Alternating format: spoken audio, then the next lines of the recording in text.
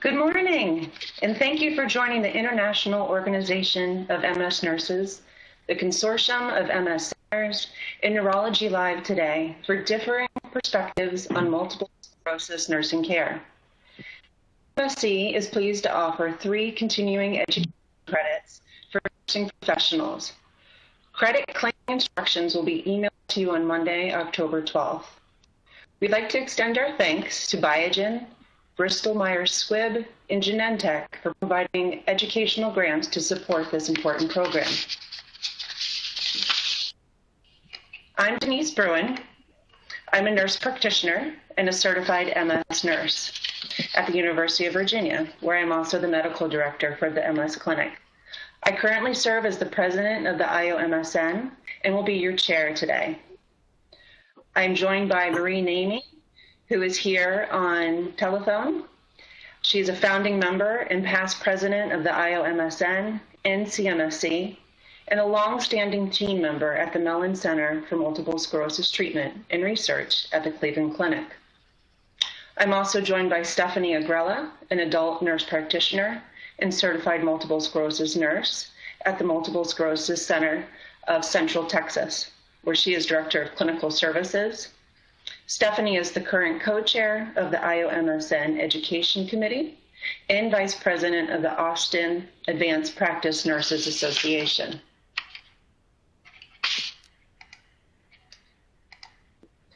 I have a few important announcements before we begin.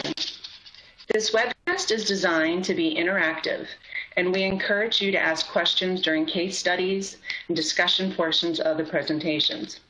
You can submit questions by typing them in the Q&A box, which can be found at the bottom of the webcast window. We will try to get as many of your questions as we can. The slides will advance automatically during the event. If you have any technical problems viewing or hearing the presentation, please use the Q&A feature to communicate with the team who can help you troubleshoot. All right, let's begin.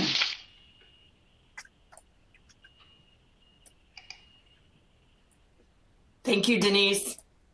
And thank you all for joining us this morning. I'm so pleased to be discussing the disease-modifying therapy, or DMT, armamentarium. We have a lot to cover, so let's go ahead and get started. So we'll begin with just a brief review of multiple sclerosis. As many of you know, MS is the most common chronic neurologic disease of young adults around the globe. It's an autoimmune disease characterized by pathologically inflammation, demyelination, and axonal loss within the central nervous system, which results in lesions or scars formed both on white and gray matter. We generally see relapses and remissions at the onset, with about 85% presenting with relapsing remitting MS, and this is often followed by progression over time. Epidemiological studies report that there are approximately 1 million people here in the United States that are living with MS and approximately 2.5 million cases worldwide. We do see a higher prevalence in those of Northern European ancestry. We also see a higher incidence in Caucasians and in women. Unfortunately, there does seem to be a gender disparity here, with females being affected with this 3 or more times more than men. We also see that about 3/4 of the cases present between the ages of 15 and 45.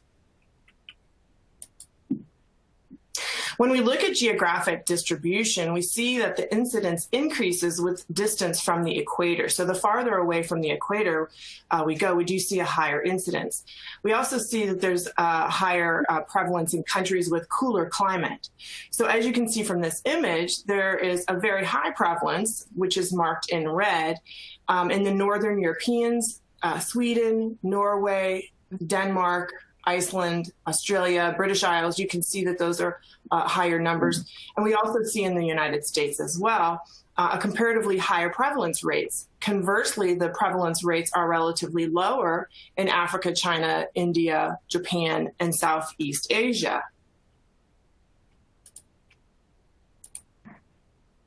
When we talk about the etiology or the potential causes of MS, unfortunately, the exact cause is still unknown. However, immune dysfunction, genetic and environmental factors are certainly thought to contribute to a person's risk of developing the disease.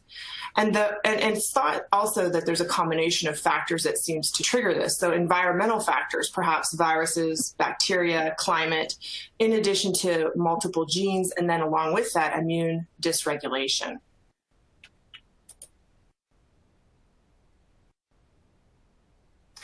We know that there are some modifiable risk factors to include smoking, obesity, certain infections, and low vitamin D levels. Active smokers actually have a 40 to 60% increased risk for developing MS than non-smokers. Obesity is another potential modifiable risk factor.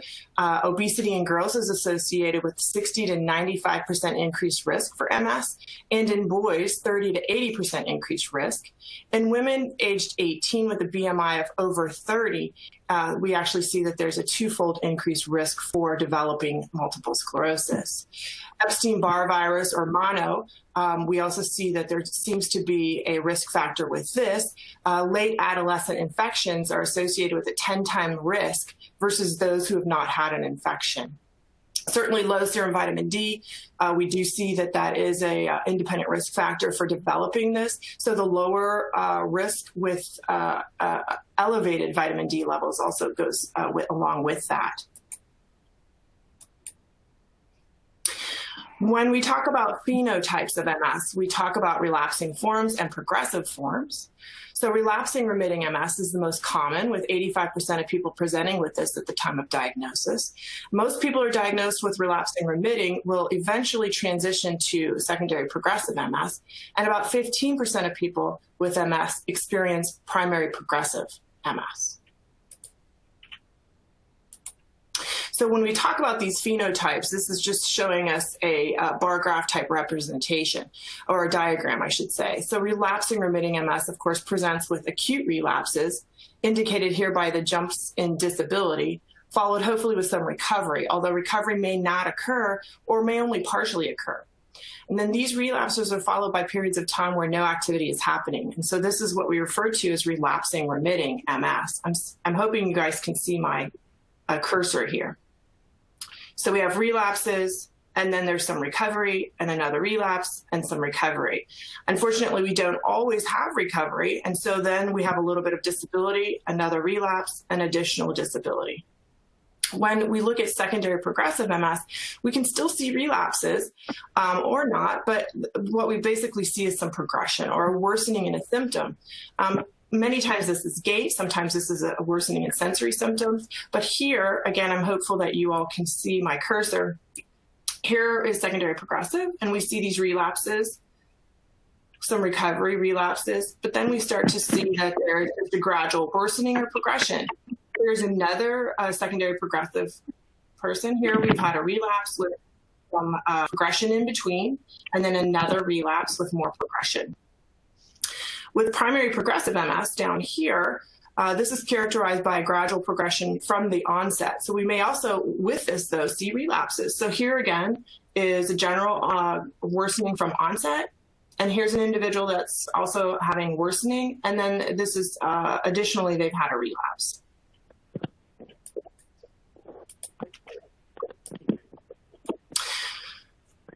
So radiographically isolated syndrome is something that we pick up on when imaging for other diagnoses such as migraines prompts the MRI. So this is sort of an accidental finding that we oftentimes will discover. And this is really just incidental, but then is something that we really do need to monitor ongoing. So RIS, or radiographically isolated syndrome, is not yet considered a disease course of phenotype of MS, but perhaps will be at some point.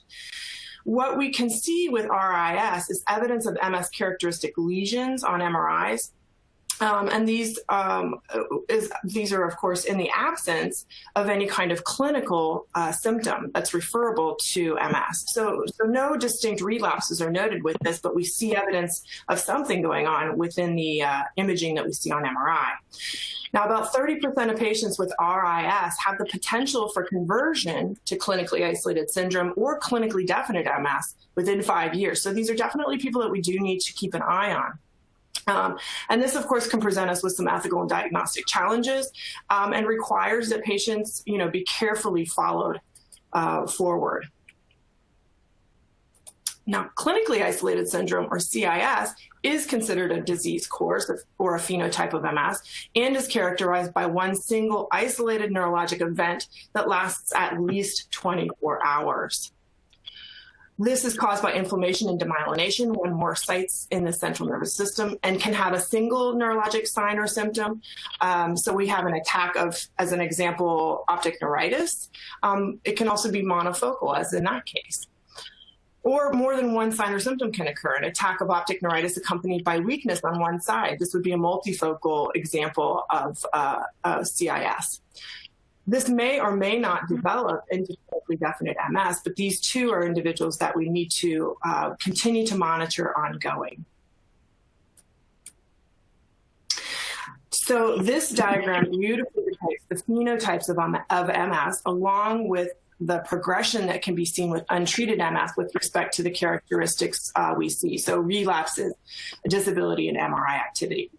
So this diagram is really a graphic representation of the interrelationship of MRI activity, which you see in yellow.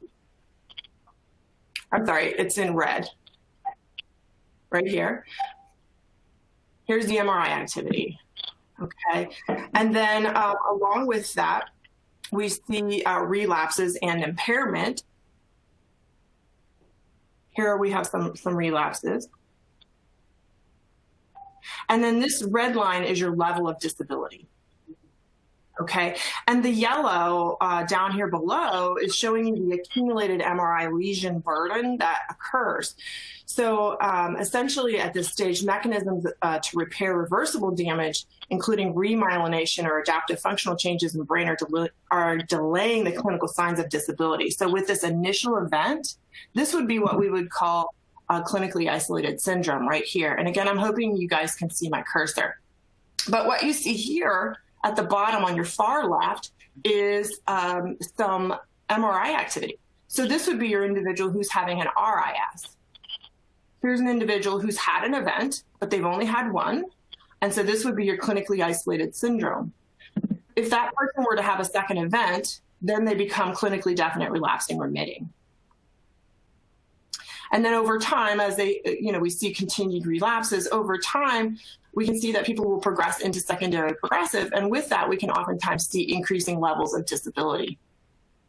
So once we see all of these factors and can place them together, I think it helps to really tell us a little bit more about the phenotypes of MS.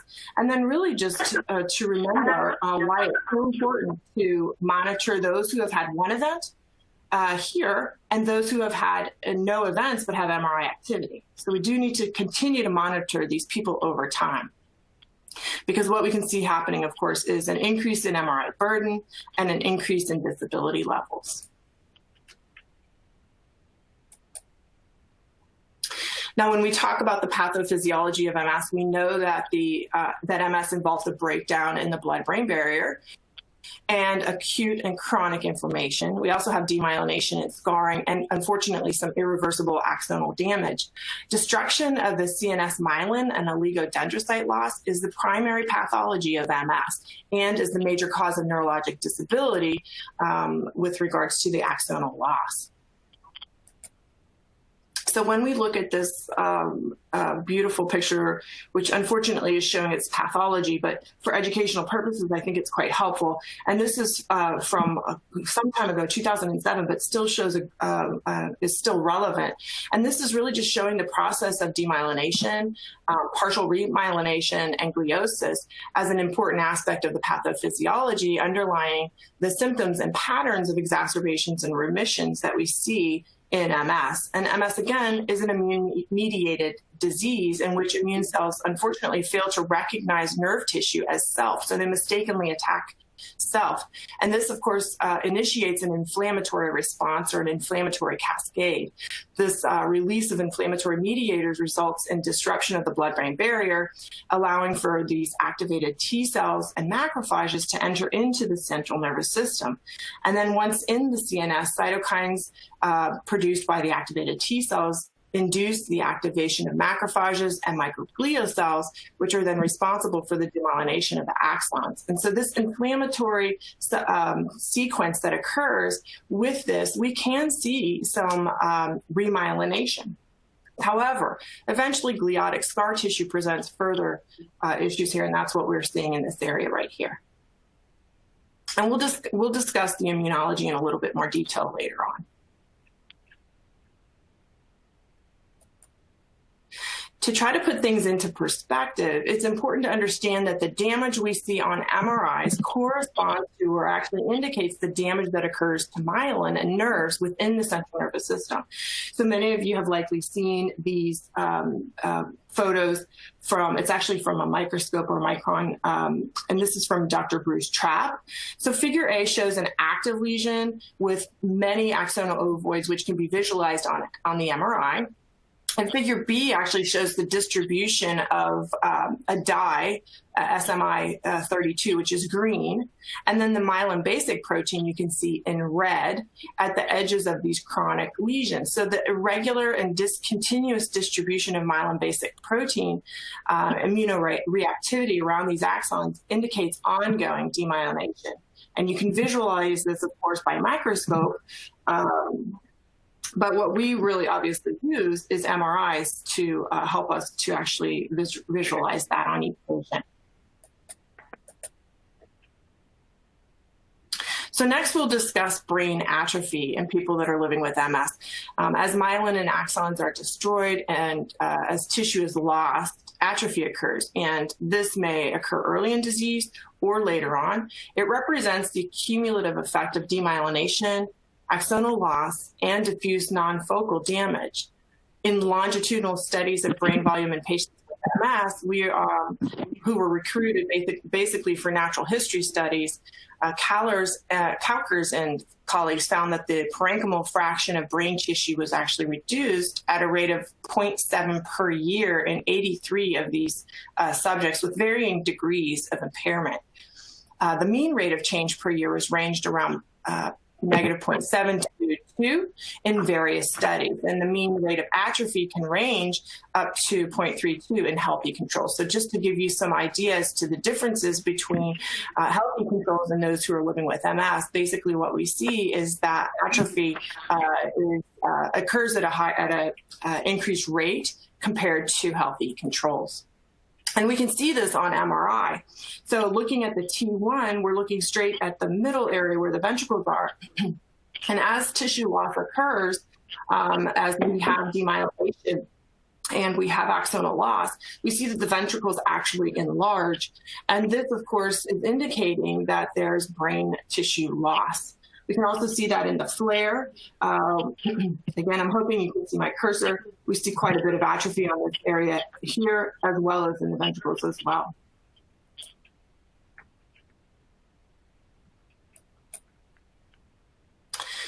So this is a model, and it's a model of the pathophysiology that occurs within the immune system of an individual who's living with MS. And clearly there are lots of things going on here. I think it's exceptionally helpful for us to think about all of these pieces and components and how the immune system mistakenly attacks myelin. So I'd like to go through these with you. And what I want to just remind you of is that obviously we all know that we need our immune systems, and we need the inflammatory cascade to occur to remain healthy. The immune system, of course, is our protection, and it's supposed to, of course, recognize non-self antigens, which would include, of course, things like bacteria, viruses, tumors, things like that. But when we're talking about MS, there's a bit of a mistake with this. And unfortunately, the immune system is actually recognizing myelin, which it should not, as non-self. So just to give a little bit of perspective, if you think about the healthy immune system, again, we need this in order to stay safe and healthy. If someone were to get a cat scratch, just as an example, immediately the immune system becomes activated. And at the site of this trauma, there is swelling that occurs, there's inflammation that occurs, and what is happening at that site, of course, is the immune system, the white blood cell counts, the macrophages are rushing to the area. They start to attack those non-self antigens, which would be perhaps bacteria. Along with that, we see inflammation directly around that cat scratch or that trauma. And the point for that, of course, is to try to keep all of the bacteria in that area so that it doesn't disperse out into the rest of the human body. Over time, as the macrophages take care of the bacteria, where they basically engulf or eat or phagocytose the bacteria, then after that process happens, the inflammation starts to decline and decrease, and then eventually a scar occurs. So we see a lot of that same inflammatory cascade occurring within other parts of the body. And when we're talking about multiple sclerosis particularly, we unfortunately, again, see that the target is myelin when it should not be the case. So when we're looking here at this particular rendition, this picture, it's really showing the complex immune mechanisms that are involved in MS. And just to sort of highlight three main cells within the immune system, we begin by talking about the antigen-presenting cell, which are things like macrophages. We also talk about B cells, which make antibodies. And we talk about T cells, which are responsible for cell-mediated immune response. In other words, the immune response that's without antibodies, but instead uses cytokines and other cells to mount an attack. And all three of these cells interact with antigens.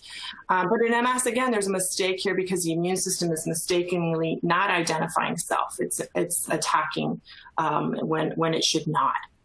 So let's look at the pathological immune mechanisms that occur in MS.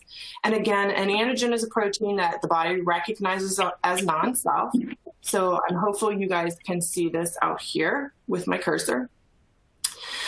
And so these antigens, again, they're on the outside of antigen-presenting cells to basically alert the immune system that this is not supposed to be there.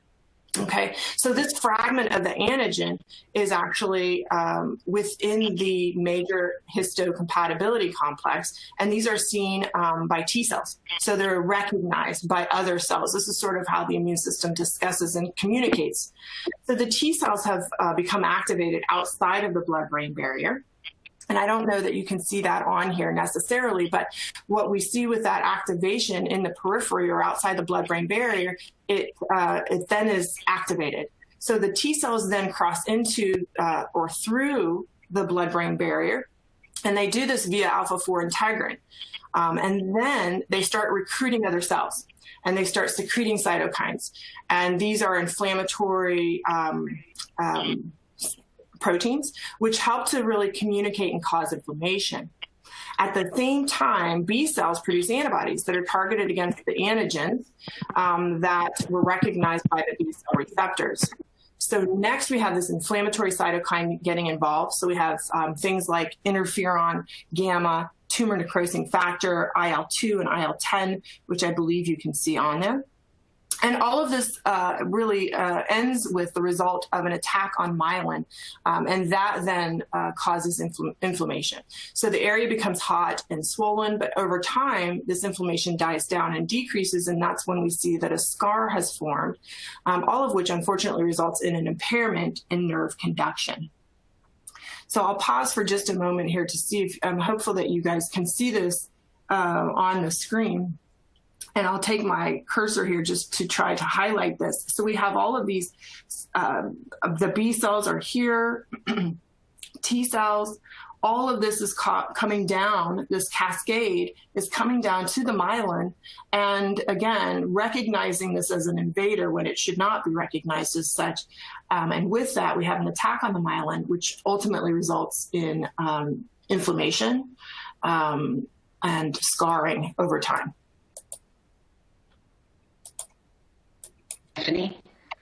Stephanie, just so you know, we cannot see your cursor. Okay, thank you.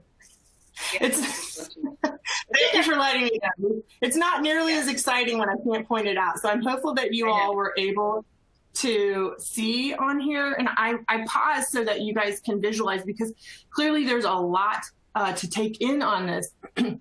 But if we think about different mechanisms of actions of our disease-modifying therapies, they all interact in some way, oftentimes at this level, not all of them.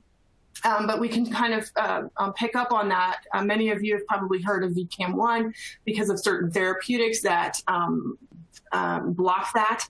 And so if we just think about the pathological immune mechanisms of MS over time, this is sort of a great rendition to help us to understand all of that in one view.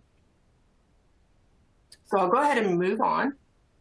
And we'll talk about diagnosing MS, because we want to make every effort to ensure that those who have MS are diagnosed.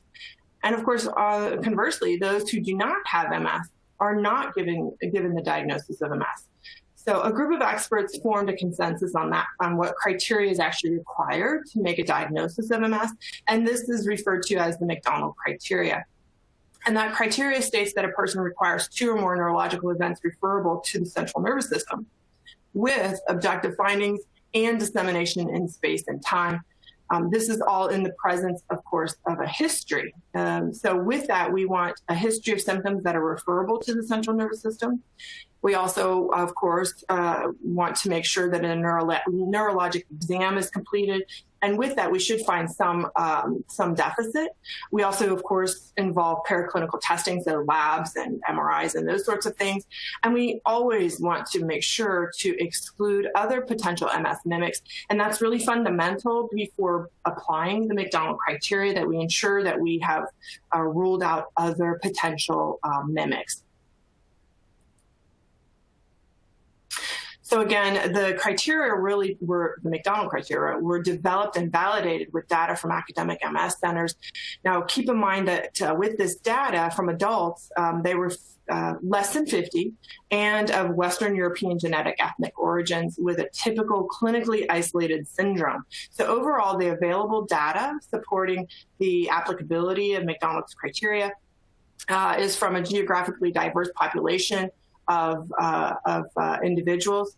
And so care needs to be taken because we used a specific sample, those who were less than 50 and of Western European ethnicity. We have to be cautious when applying it to other individuals. And so again, we always want to make sure that we look for those MS mimics. So we need to take care to ensure that we've evaluated and ruled out alternative diagnoses, particularly things like neuromyelitis optica, infections, nutritional deficiencies, B12 deficiencies, and other comorbidities. But this criteria has been revised periodically to incorporate new technology as the development of MRIs came into the picture in the 80s. That was something that was added. We've, of course, over time continuously improved upon our technology, and that improvement has come to play with revisions of the McDonald criteria.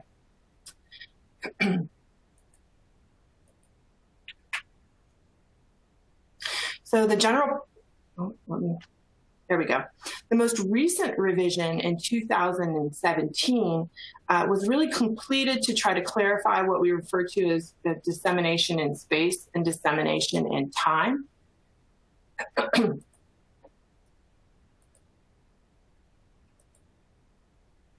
Checking my slides here, guys. I think I've come off my...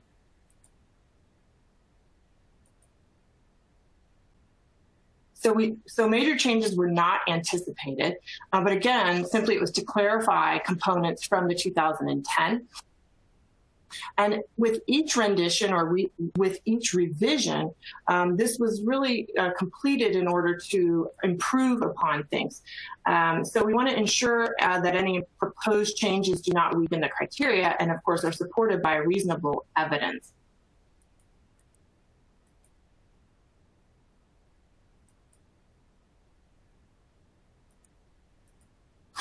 So the most recent revision in 2017 was completed to clarify the dissemination in space and time. And again, it's important to really apply this criteria to always remember that the diagnosis of MS is one of exclusion. So we always want to look for those mimics. Along with this, appropriate application of the McDonald criteria is necessary to avoid misdiagnosis. And we should keep in mind that MS remains a clinical diagnosis, which means that we don't just apply this criteria. We also look at the individual. We require rigorous synthesis of clinical, imaging, and lab data by the clinician, and particularly with someone with MS-related expertise.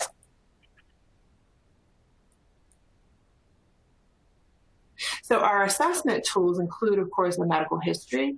We would want to evaluate, of course, age, gender, and ethnicity, and identify any events that might be indicative of any kind of neurological event. We also, of course, want to complete a differential diagnosis and complete a neuroexam. This, of course, would include the mental exam, checking cranial nerves, motor, sensory balance, and coordination. Also, of course, looking at MRI changes, that helps us to support a diagnosis. Brain and spinal cord imaging can be exceptionally helpful and are certainly recommended. And then we want to, of course, detect any kind of subclinical lesions in some people and identify whether or not there's been gadolinium enhancement or inflammation noted or detected on their MRIs, which really just leads to why it's so important to obtain an MRI that is MS protocol, includes FLAIR, includes T1, T2, and with gadolinium as well.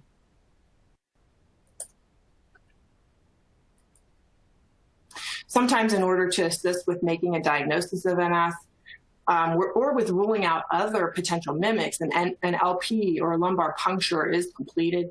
And of course, with the lumbar puncture, we're really looking for pertinent findings, and for MS specifically, we're looking for IgG elevations and illegal clonal bands. LPs, of course, can also provide supporting evidence for the diagnosis of MS when we're applying the McDonald criteria. A negative result, though, can occur in someone who has MS, and so we need to keep that in mind as well. But the LP can also help us to rule out other potential mimics, such as Lyme disease or acute infections. Another assessment tool that is oftentimes used is the evoked potential testing. I don't want to say that it's oftentimes used, but it can be used. This, of course, is broken down into 3 different types of potentials. We have the visual evoked potential, the brainstem auditory evoked potential, and the sensory evoked potential. So just to give you an idea, the visual evoked potential, this is really an interesting test because an individual is looking at a screen with dots on it, and it's essentially measuring how quickly the individual recognizes that there's a dot on that screen. And so what we can sometimes see is that when an individual has MS, there's a bit of a slowing in the response time. And so these tests, these evoked potential tests, can also help us in making a diagnosis of MS. Clearly, we rely heavily on imaging to assist us in the workup for MS. This slide, of course, shows us the typical lesions that are visualized on MRI that aid in this diagnosis. With an MRI, we're able to rule out many mimics. But what we see in MS in particular with these axial images are some current activity where we see on the top far left GAD enhancement. We also see some T2 noted overall burden of disease. We also see, of course, the particular lesions that are pretty common in MS, which include those infratentorial. And since I don't have a pointer, I'll just suggest that you look to the top far right to see those infratentorially located lesions. And I think you can pretty clearly see those there. Maybe next time we'll add some arrows. And then we see down at the bottom on the left juxtacortically associated lesions And then classically, right in the middle, we see the periventricular lesions, again, those lesions that are right around the ventricles. And certainly spinal cord lesions can also occur and can certainly be seen. And I think that you can pretty clearly visualize those as well.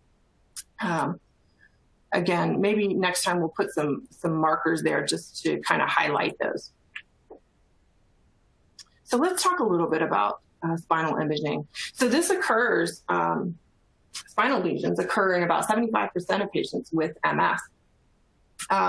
It's certainly less likely to enhance or cause cord swelling. More likely, we see some atrophy, of course, with progression. And the lesions seen on T2 scan are less predictive of disability than atrophy with the spinal cord lesion. So I'll just show, just sort of highlight the fact that what we see, now we have some great arrows here. So you can clearly see the lesions within the cord. It looks like we have one on the top, right around C1, C2. And then on the one at the bottom, a little bit lower down, we can see clearly another lesion. And what I will highlight here is that this is one single lesion. We're not seeing a long segment of lesions, although that can certainly happen. If we were to see a long segment of lesions, however, 3 or more in particular, then we would want to be looking for a potential MS mimic, something like maybe neuromyelitis optica.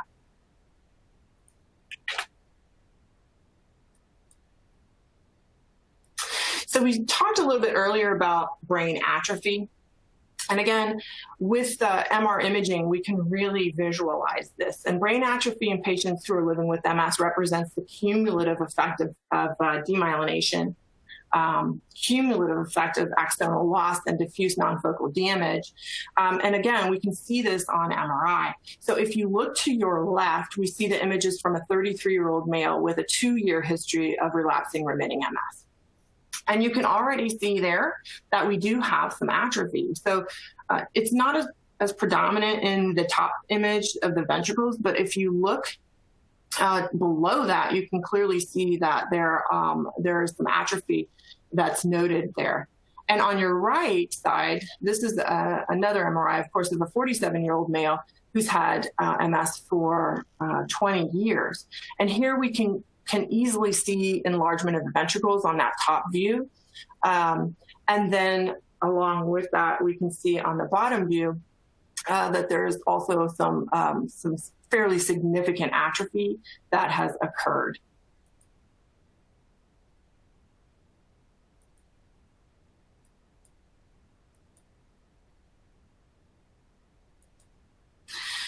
So in those with an established diagnosis of MS, the timing and imaging, the timing of MRIs is something that we do need to consider.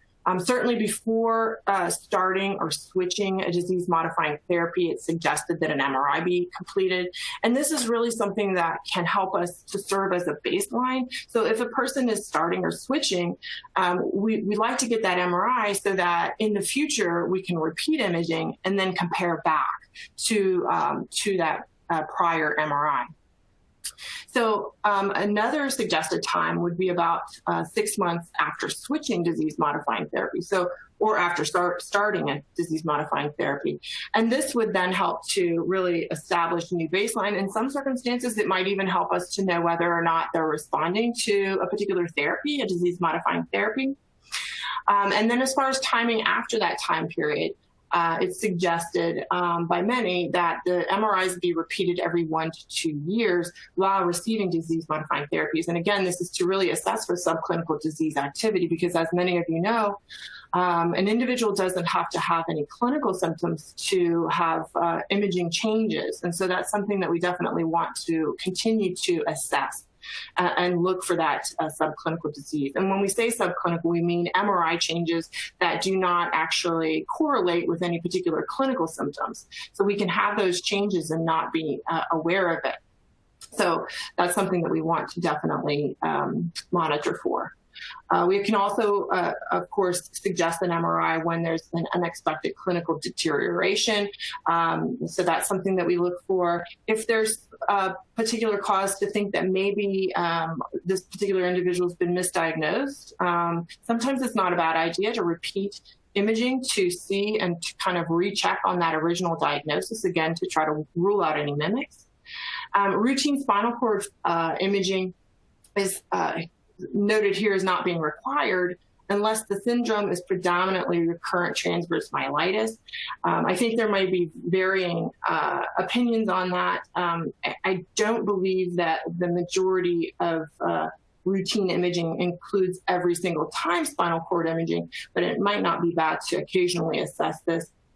Certainly the timing of PML surveillance would impact and influence when you're completing MRIs. Some people will repeat this every 12 months for those individuals that need that surveillance.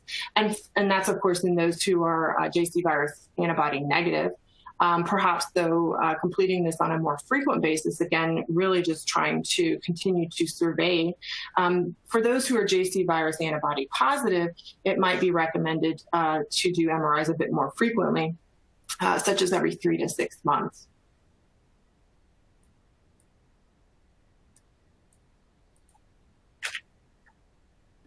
So to assist us with determining an appropriate MRI routine and sequence, we can really look to some specialists, including Magnums.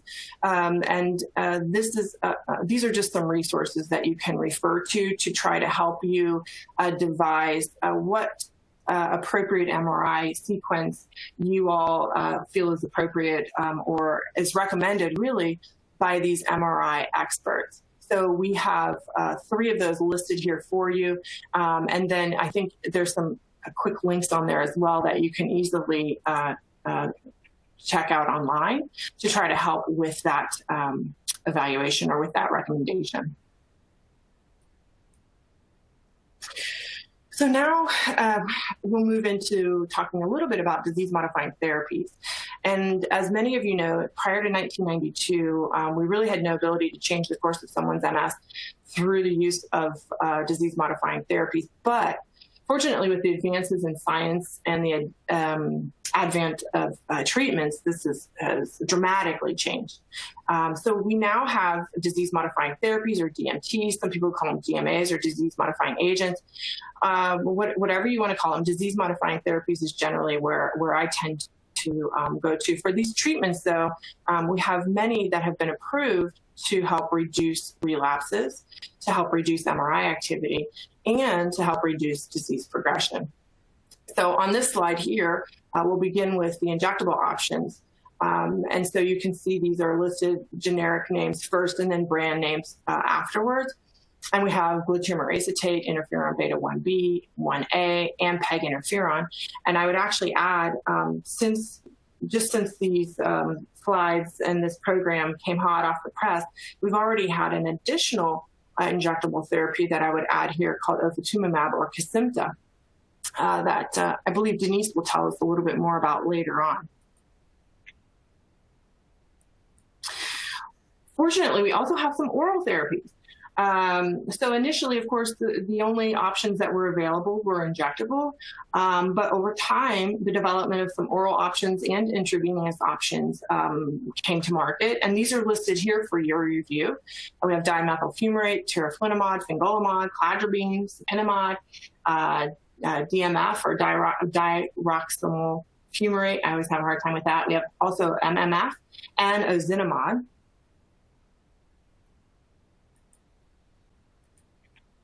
And we have some intravenous medication options as well, including natalizumab, mitoxantrone, alemtuzumab, and ocrelizumab.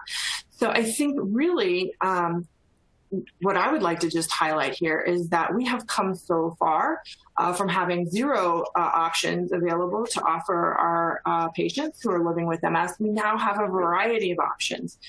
So we've really come a long way since, over time. And this is all because of the advancements that have been occurring within science and research.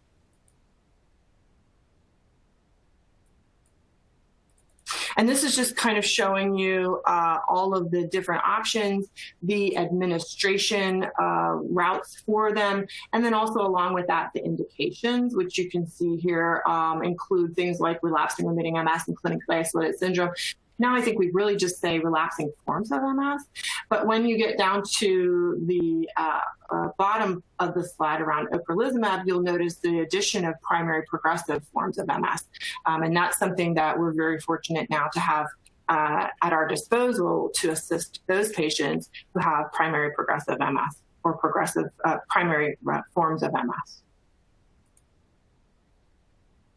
So now that we have so many choices of disease-modifying therapies, how do we go about choosing a specific treatment for our patients?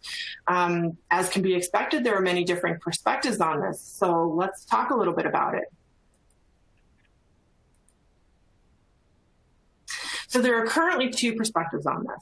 One perspective is that MS practitioners should consider the entire gamut of therapies that we have available and should consider all disease-modifying choices for all patients. Another thought on this is that MS practitioners should move towards precise medicine and really personalizing disease-modifying therapies to target the individual's disease characteristics. That would be great if we could do that, right? Wouldn't it be great if we could really move towards precision medicine and personalizing disease-modifying therapies based on each individual patient and their characteristics?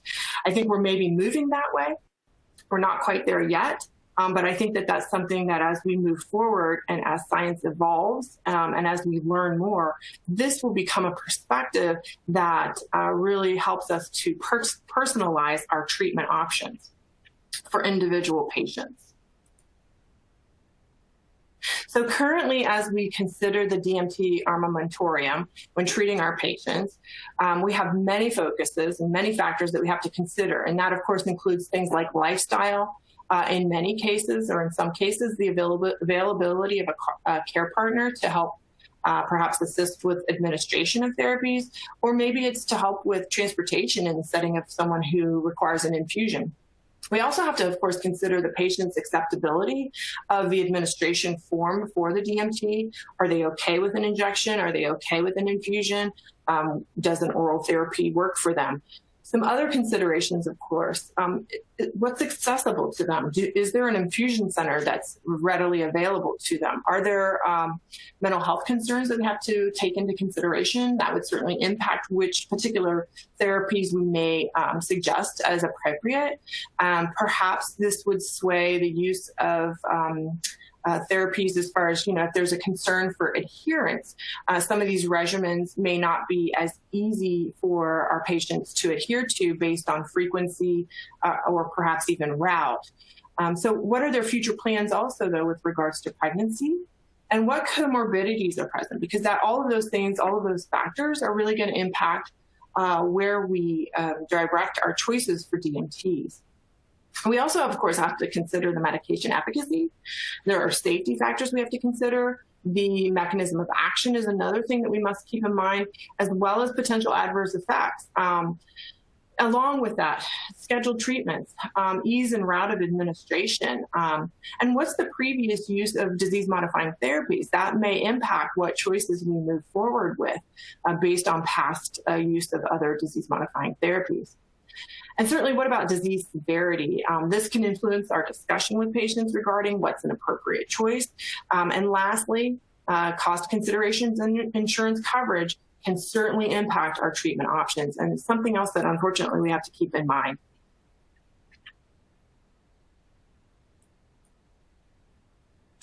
So when considering the entire DMT armamentarium, the discussion turns again to approach. So do we proceed with an escalation type of approach, or should we instead start with a highly efficacious disease-modifying therapy? And that's certainly something that we see when we're referring to induction therapy. So with escalation therapy, this is thought to minimize risks and perhaps long-term disability. As an example, perhaps beginning with a treatment such as glatiramer acetate or an interferon and continuing that for at least 6 months to assess treatment response. And then if the patient experiences relapses or breaks through disease activity, then we consider switching therapies from there. So consistently with any kind of activity, we move that person up to another therapy. So after a trial of agents, perhaps the third line agent would be something like alemtuzumab. That might be considered. So this is in contrast. So this escalation therapy where we make a stepwise change, this is in contrast to induction therapy, where we begin with a highly effective therapy from the beginning. So, and with this, we can consider perhaps courses of natalizumab or ocrelizumab or even alemtuzumab. Again, that would be more of a third line here in the United States, but these are all potential induction paradigms where we start with a highly effective therapy right from the get-go. And now with this particular approach, the recommendations, of course, include initiating individuals with MS on the optimal disease-modifying therapy for their clinical condition, for their prognosis, and really we're trying to reduce worsening disability. So with this particular approach, if you see an individual who comes in who has prognostic factors that point to an aggressive form of MS, then induction therapy may be the way to go. So we really want to try to consider those high efficacy agents as an initial therapy for those patients who are informed and have high levels of disease activity at presentation, or for those who have poor prognoses. Now, in all cases, it's really recommended that we begin treatment with an FDA-approved DMT as soon as possible. And I think that this is something that the education is out there. I think people who are living with MS are very aware of this. And I think that nursing healthcare professionals are very aware that we really want to try to begin treatment with a disease-modifying therapy as quickly as possible. I think that sometimes there's a lot of pressure to begin a disease-modifying therapy as quickly as possible. We do want to ensure that we have appropriately diagnosed someone, obviously, before we begin. And then I think, too, we need to offer support to our patients to help them to recognize that as soon as possible, what are those time parameters? Because as you all likely know, we are restricted by authorization through insurance, and then of course actually getting the medication to the patient through their pharmacy. So I think giving them some guidelines as to what as soon as possible really means would help to allay some of that anxiety that might come along with their thoughts of as soon as possible. We also want to, of course, employ a comprehensive care model when caring for people with MS by incorporating a patient-centered, multidisciplinary approach. And I think that this just really highlights that all healthcare professionals together see the individual patient who's living with MS in a different light. So nursing certainly has a perspective. Neurologists certainly have a perspective. And frankly, each individual healthcare professional has something that they specialize in. So when we think about physical therapy, they are very patient-centered with the physical needs of that particular patient. When we think of psychology and sociology, they have a more of a specific view of that patient's mental health, perhaps. So we have to keep all of these things in mind. We also want to, of course, consider prescribing a highly effective medication for those who have highly active disease. And of course, when there are any kind of clinical or MRI changes that suggest a suboptimal response, then we have to really consider an alternative treatment with a different mechanism of action. So if someone were to be on an interferon and they had breakthrough activity, we would not move them to another interferon, clearly. We would change that mechanism of action, because it seems like with that breakthrough activity, they're telling us that that particular mechanism of action is not effective for them, so we want to change that up. And certainly, we want to consider the goal, and that's listed here as NEDA, which is minimal evidence of disease activity. And this really reflects a more realistic expectation of controlling MS, because unfortunately right now we all strive for NEDA, which is no evidence of disease activity, but this may be unrealistic when we're thinking about our treatment options. These therapies are unfortunately not 100%. They do not completely shut down relapses, MRI activity, and disease progression, although that is our goal. Ultimately, right now, we really, I think, can focus on this minimal evidence of disease activity as a more realistic goal for ourselves.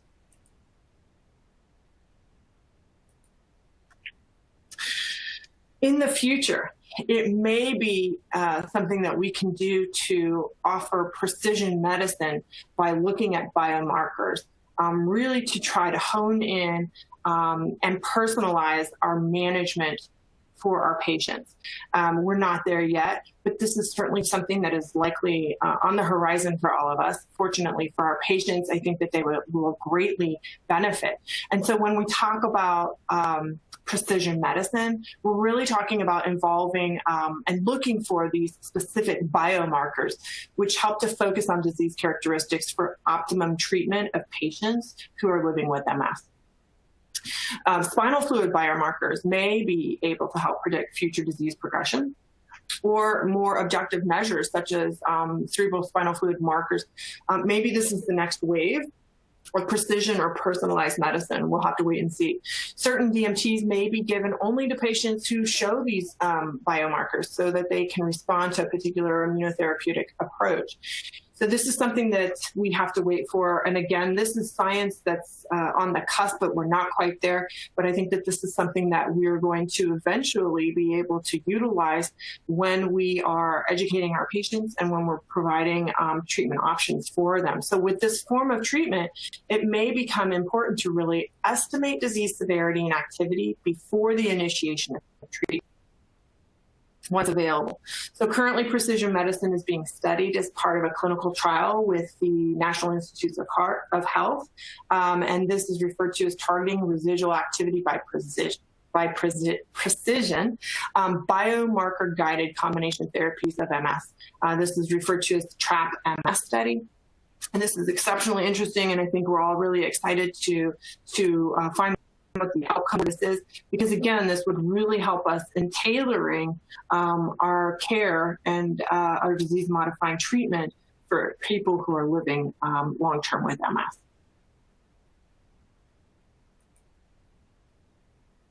So these are some articles to explore if you're interested in that precision medicine. They're listed here for you as a resource. Again, what we see is that this is currently emerging. So it's an option that will maybe be available in the near future. Although more studies are needed, current and emerging imaging and molecular biomarkers in MS may contribute to the outline, the concept of precision medicine in MS. And as you can see, that was a quote from 2016. Again, we just keep learning and advancing. PET imaging may be a particular therapy or a particular evaluation that's really powerful for us and may assist us in the future with guiding our treatment options. And then if you look at that last bullet there, precision medicine is an approach to disease modifying or disease prevention and treatment that takes into account individual variability in terms of genetics. So here again, really just highlighting the fact that in the near future, we may be able to specifically tailor our treatment options based on genetics.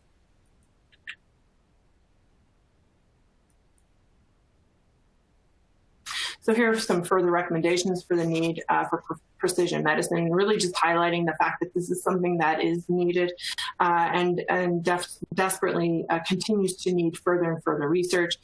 We really want to try to personalize our touch, especially given that we currently do not have a cure. And so until that time, if we can continue to advance and to learn more with precision medicine, perhaps, for MS, we want to aim to provide a more exacting and refined approach towards its management. So considering everything that we've discussed regarding the DMT armamentarium, what conclusions can we really make from all of this? So currently, we really have to consider the entire disease-modifying therapy armamentarium that we have. Again, we're in a very fortunate position that we have so many therapeutic options available, but we really need to make every effort to include specific characteristics that are unique to each patient when we're considering our treatment options. So this takes in, again, to consideration there's definitely a discussion that needs to occur with your patients, talking to them about what they're comfortable with regards to risks, what outcomes are they wanting. the risk-benefit discussion that needs to occur. Clearly, along with that, we need to consider if pregnancy is something that's on the horizon that may sway or change the way or the direction in which we proceed. Along with that, of course, what administration options are they comfortable with? Do they instead require a therapy that is less frequent because they have issues with remembering, or perhaps, frankly, it's something that becomes an issue with their work. Taking off time to do certain infusions for some people can be very difficult. And so maybe less frequent dosing is something that is interesting or on their list of things that they wish to consider when thinking about a disease-modifying therapy. So we really have to recognize, along with all of this, the most recent data and evidence on the use of these medications when we're providing treatment. So we try to stay up as much as possible on all of the information, all of the research that becomes available for each of these therapeutics. We also, of course, want to identify the most effective approach for each patient, as certain patients will certainly require an alternative therapy. And I think that that is really sort of alluding to those who have perhaps more aggressive MS versus not so aggressive. That's something that we would consider as far as an alternative strategy. And lastly, we must employ a comprehensive care model when caring for individuals who are living with MS. We really want to incorporate a patient-centered, multidisciplinary approach, because with this, there are a multitude of benefits. The patient benefits always. We see that there are improved outcomes. The quality of care is improved. Patients are generally more pleased with their care when there's a multidisciplinary approach. We also know that along with that type of approach, we save healthcare dollars. So that's just one more factor to consider in. And then, of course, if the situation warrants, be as precise as possible in the therapy that we deliver. So we really want to try to be quite precise as best as we can.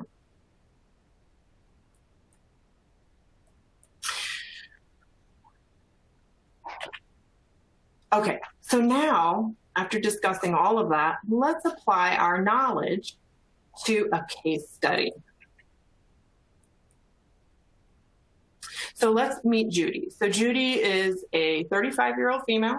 She's married with 2 children, ages 5 and 7. She works part-time as a receptionist in a dental office. She's very wellness-focused, lifestyle, so she's exercising. She's very healthy as far as her health lifestyle choices. She eats a healthy diet. She was diagnosed with relapsing remitting MS about 18 months ago. She had been reluctant to consider treatment and lost contact with her MS practitioners or providers. And then she recently returned to the MS clinic. So again, she was diagnosed about 18 months ago. She decided not at that time to begin a disease-modifying therapy, but she's now returning to you. And so what we learned is that over the past 10 months, Judy's had 3 relapses. She's also had significant residual dexterity loss of her right dominant hand after her most recent relapse. An MRI was completed and it showed numerous enhancing lesions on brain and 2 new visible lesions on her cervical spine. The neurologist recommended starting a higher efficacy disease-modifying therapy as soon as possible, but she is reluctant to try any DMT and has looked into alternative treatments, including restrictive diets and stem cell therapy in Mexico. She herself would prefer a more natural, non-chemical approach for treating her MS.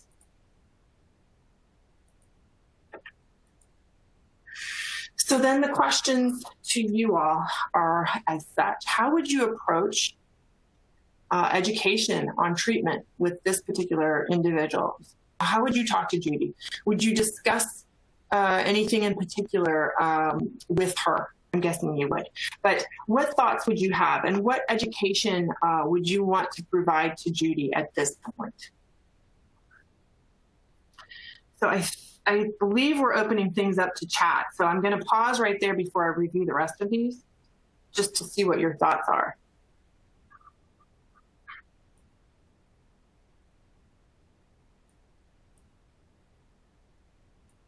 Denise, do we have any? I see lots of Q&A. Actually kind of fit in with this case study. So one of the questions that we have is, do insurance companies insist on escalating therapy rather than induction therapy?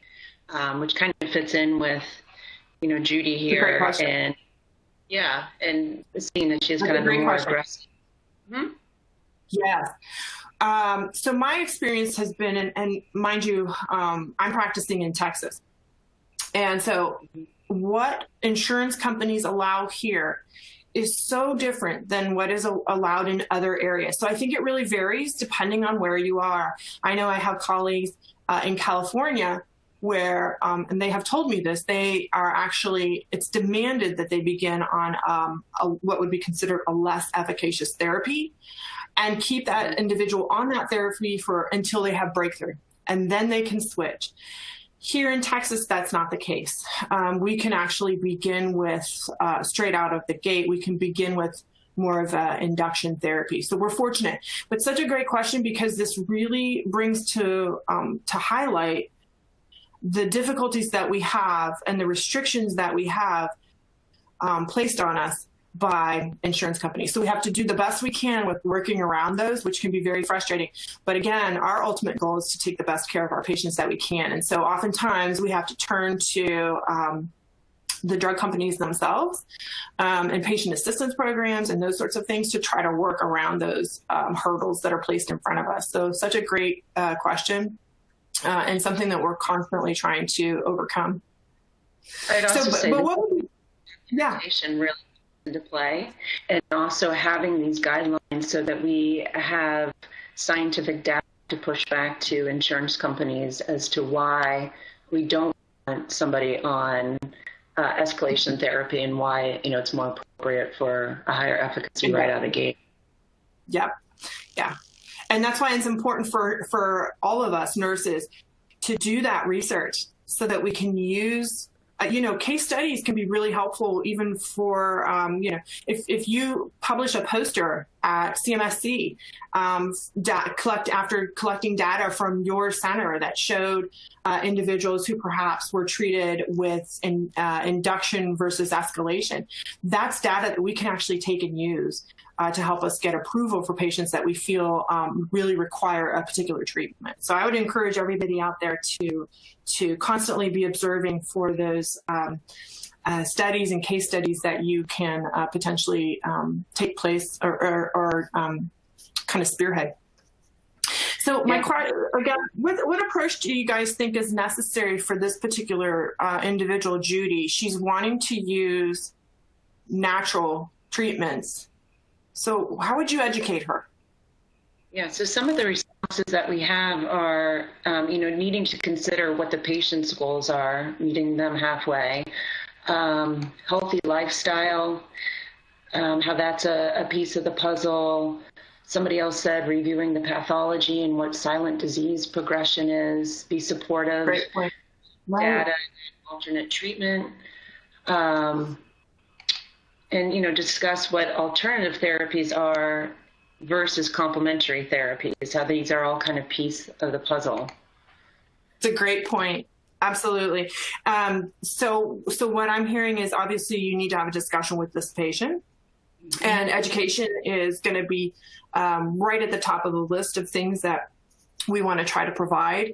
But also respecting Judy's desires. That's always paramount. Would you all discuss the natural disease data? I think I heard that from someone. Would you want to make sure that she understands the natural history of untreated MS before you left that visit? Some people are saying that's one of the things that they would do. I know, and one of the things that we've done is, let's give your approach, Judy, 3 months or some period of time, and then let's revisit and see where we're at. Because again, this is also going to affect adherence to therapy. Because if we just say, no, this is what you're going to do, she's going to go find somebody else that is going to give her what she wants, to her detriment, most likely. Absolutely. I think we've all how to Judy. And again, it needs to be a respectful discussion. Otherwise, just like you said, Denise, we will alienate her. Something happened before. She's already been alienated. She didn't come back for 10 months.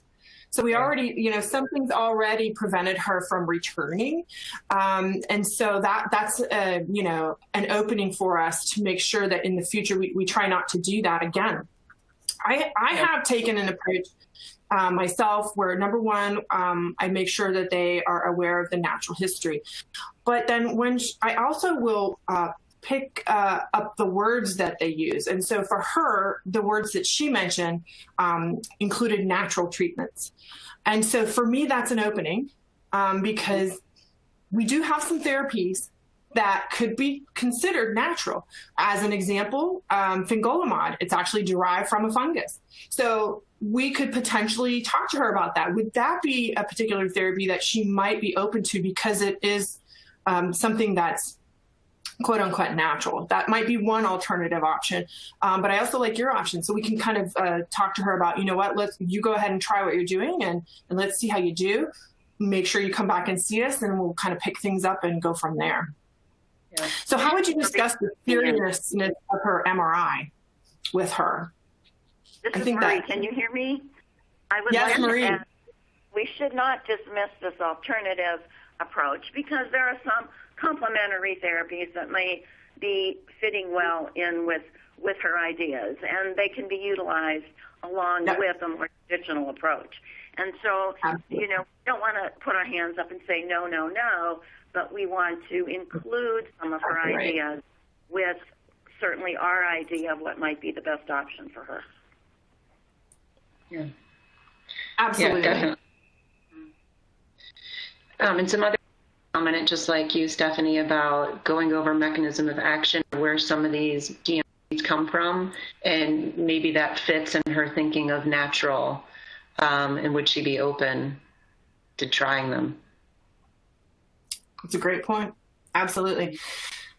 And I think everybody's really, and this is, these are nurses, and I knew, we just know that we always want to keep the communication open and be respectful. But along with that, we educate.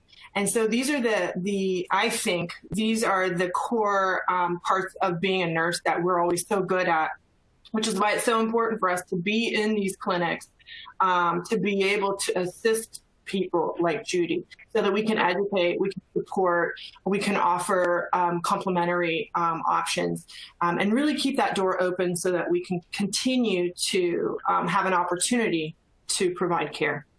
So you guys were great. Thank you for so many great questions. Are there any other questions, or should we move on to our next topic? I think in the interest of time, I think this was a great discussion. Be more time because we're going to be blending some of these themes throughout. I think in the interest of time, we should probably move on to our next lesson with Marie and Amy. Wonderful. Thank you. Thank you, Steph. Well, good morning, everyone. I hope you can hear me. I do apologize that I could not get my audio working, and so audio and video went together, so I had to dismiss my video. So, as you heard, MS is a disease of the central nervous system involving the brain, the optic nerves, and the spinal cord. And that frontal part of the brain is really responsible for mood, thinking, memory, that cognitive function. And we know that symptom management is very important for quality of life for our patients. And so this presentation will focus on the symptoms associated with mental health. The understanding of these symptoms, the assessment of these symptoms, and providing interventions are really key for helping our patients over time.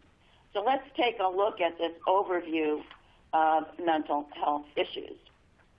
So we know that depression and anxiety and bipolar disorder, suicidality, and pseudobulbar affect are all considered mental health issues with our folks who have MS. And we've learned also that cognitive impairment, processing speed, attention, memory, and executive function and visual spatial reasoning and verbal fluency can all certainly be affected due to multiple sclerosis. So let's first focus on this depression and major mood disorders. So when we talk with patients, you know, the old adage was, if you leave a room after talking with a patient and you feel depressed, then that patient probably is depressed. And patients sometimes feel sad and they express that. They may feel blue. They may describe their feelings for you, a lack of joy or emptiness, that they can't find joy in anything that they used to do. Perhaps there's irritability or crying most of the day, or maybe some isolation. They may have a lack of energy. And this is interesting because, you know, in and of itself, MS can cause fatigue.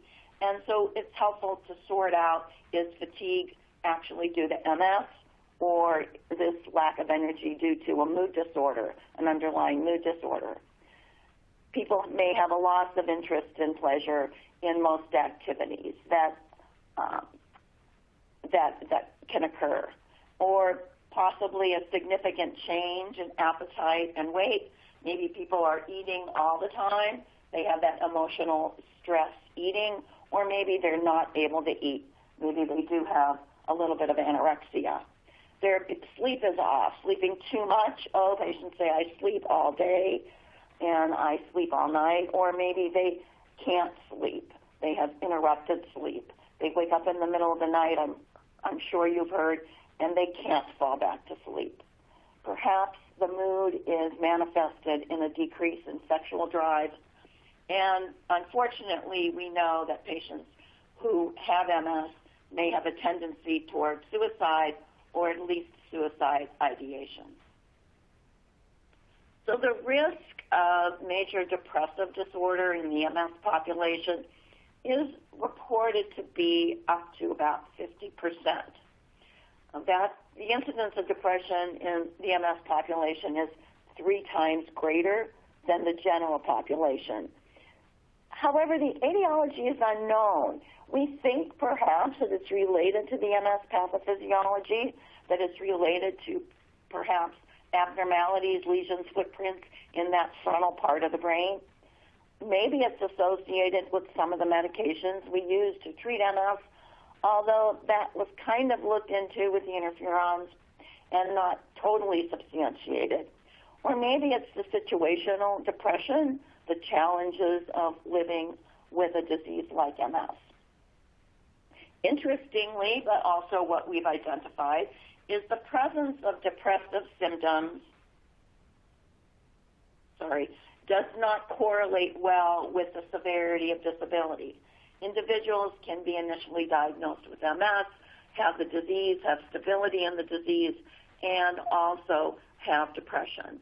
Later in the disease also, people can be depressed, but it's not necessarily that those who are more disabled have more depression. And suicide has been indicated as a cause of death, unfortunately, for up to 15% of people who have MS. As I mentioned earlier, there was some association that could exist between depression and certain disease-modifying therapies. Early on, that was considered maybe a reaction, perhaps, to some of the interferon medications. Some reports said that there was a bit of an increase in depression. Some reports really didn't substantiate that. The jury, I think, is still a little out.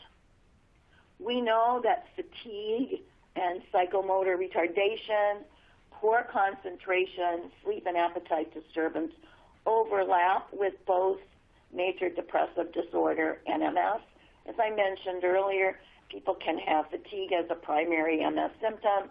They may have poor concentration due to MS rather than focusing just on the depression.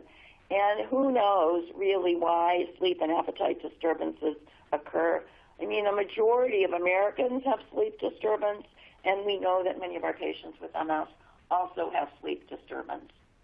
But MS patients with depression were more likely to have a 20% worsening in at least one neurologic performance measure at year 1 compared with MS patients without depression.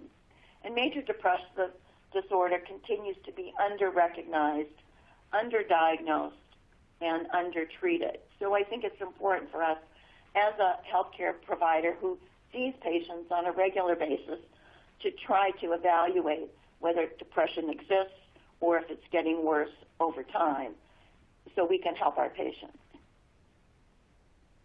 Anxiety is often another symptom we hear about with our patients, particularly, I think, a younger population. The incidence of anxiety is 3 times greater in MS than the general population, and then when combined with depression, the risk of suicide increases. Bipolar disorder is more prevalent in people with MS, again, as compared to the general population. And patients who have bipolar disorder may exhibit those periods of mania with elevated mood and inflated self-esteem. They may feel that they don't need to be on any medication anymore. They're just doing fine. And maybe they don't sleep very much either. The manic episodes may alternate with periods of depression. And sometimes this is difficult for families to understand. One day the switch has flipped and a person's personality has changed. And at this point, we need to consider that suicide may be an important risk factor when those manic episodes really fluctuate with that depression. So interestingly, there was a longitudinal natural history study of depression in an MS clinic at Holy Name Hospital in Teaneck, New Jersey. And I really wasn't familiar with this study until I was reviewing the slides. Interestingly enough, the purpose of this study was to look at a group of individuals who were attending this particular outpatient clinic in New Jersey, and longitudinal data was collected as part of an ongoing research project. And so they looked at the effect of gender, age, depression, and disability on level of suicidality at time 1 versus time 2 and time 3 and 4 and ongoing. And patients completed depression questionnaires at each clinic visit. At the time 1, 17% of the patients reported suicidal ideation within the last 2 weeks. And interestingly, shown in this study is that if patients had an increase in depression and suicidal ideation between time 1 and time 2, we really needed to pick up the pace and monitor these patients and intervene for these patients early, because that was key in determining how persistent their thoughts were about suicide ideation. And basically, the outcome of this study was due to the inconsistency and unpredictability of MS, depression needs to be assessed routinely.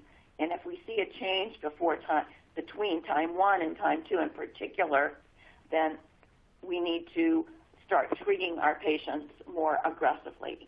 It didn't seem that these demographic variables, the disability, the change in the level of disability, and other interactions affected this idea of suicide ideation, but the change in their depression scores from time 1 to time 2 certainly made an impression.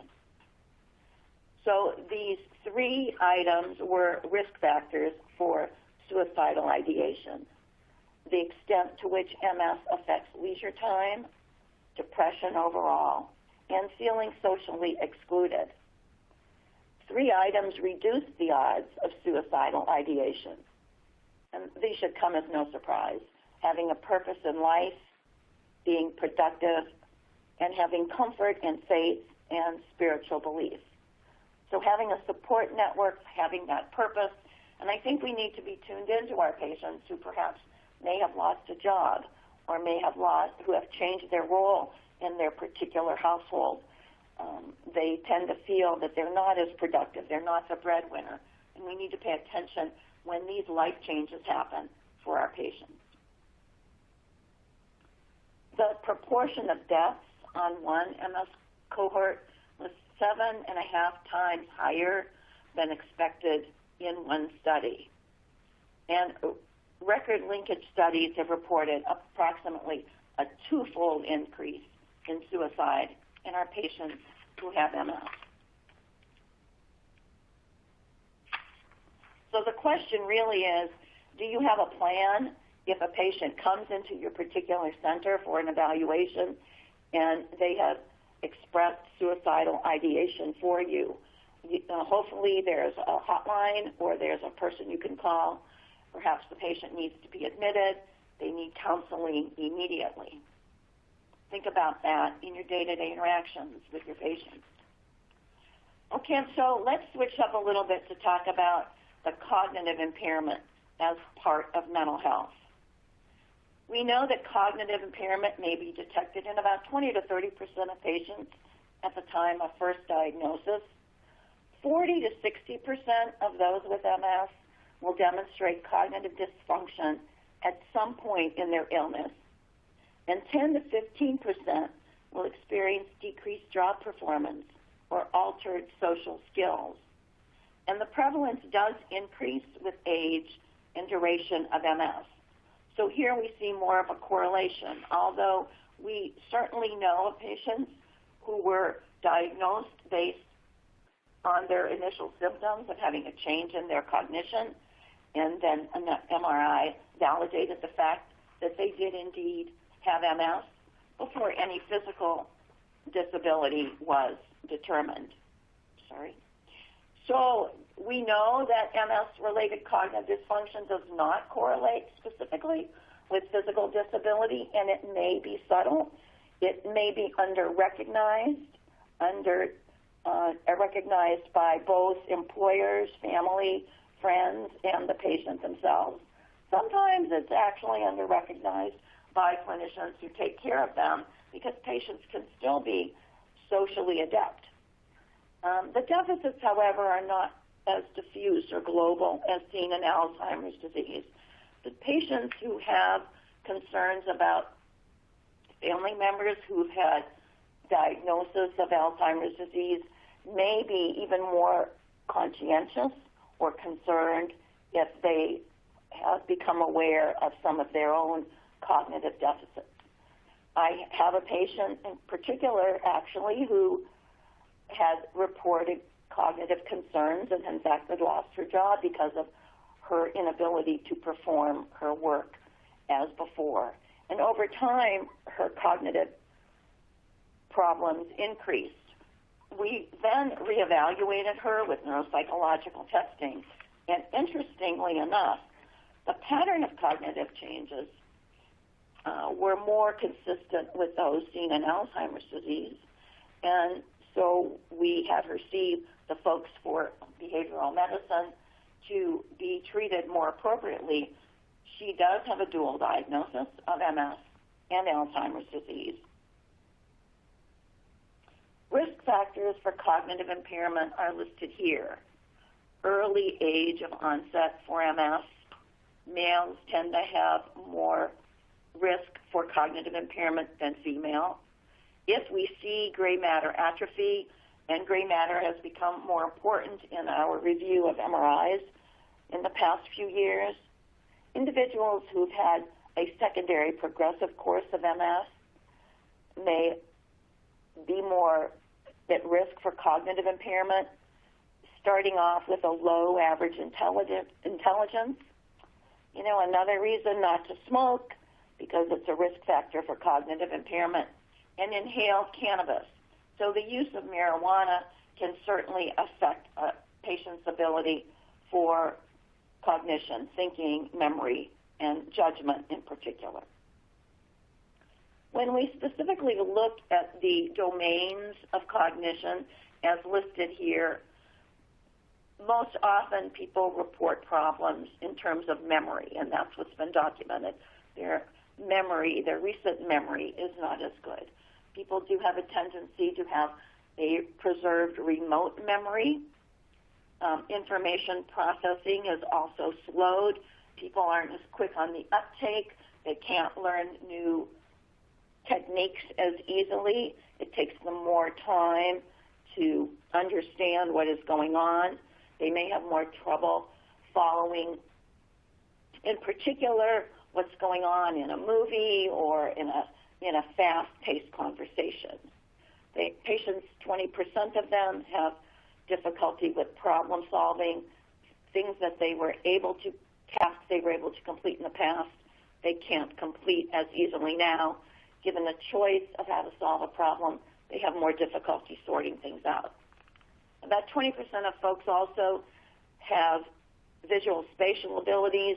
We can see that if we hear patients report that they've had an automobile accident.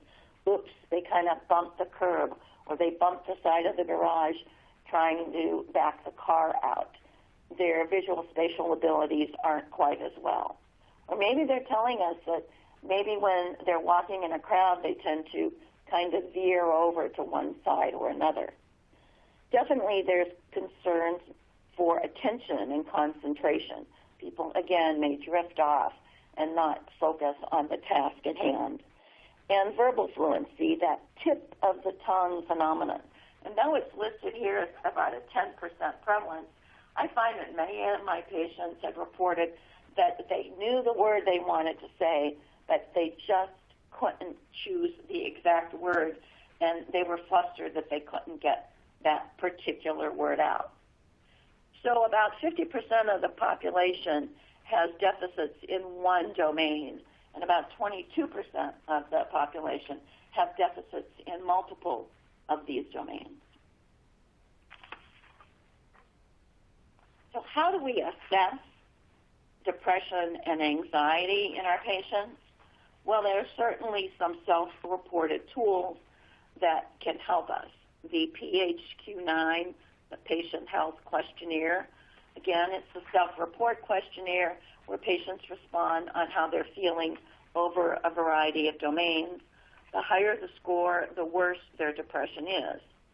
There's also a hospital anxiety and depression scale that has been used. I was not as familiar with this particular scale, as we tend to use the PHQ-9 in assessment for our particular patients. And then the Beck Depression Inventory, the FAST screen, has also been used to identify and evaluate depression in patients over time. Anxiety can be assessed by using the Hospital Anxiety and Depression Scale.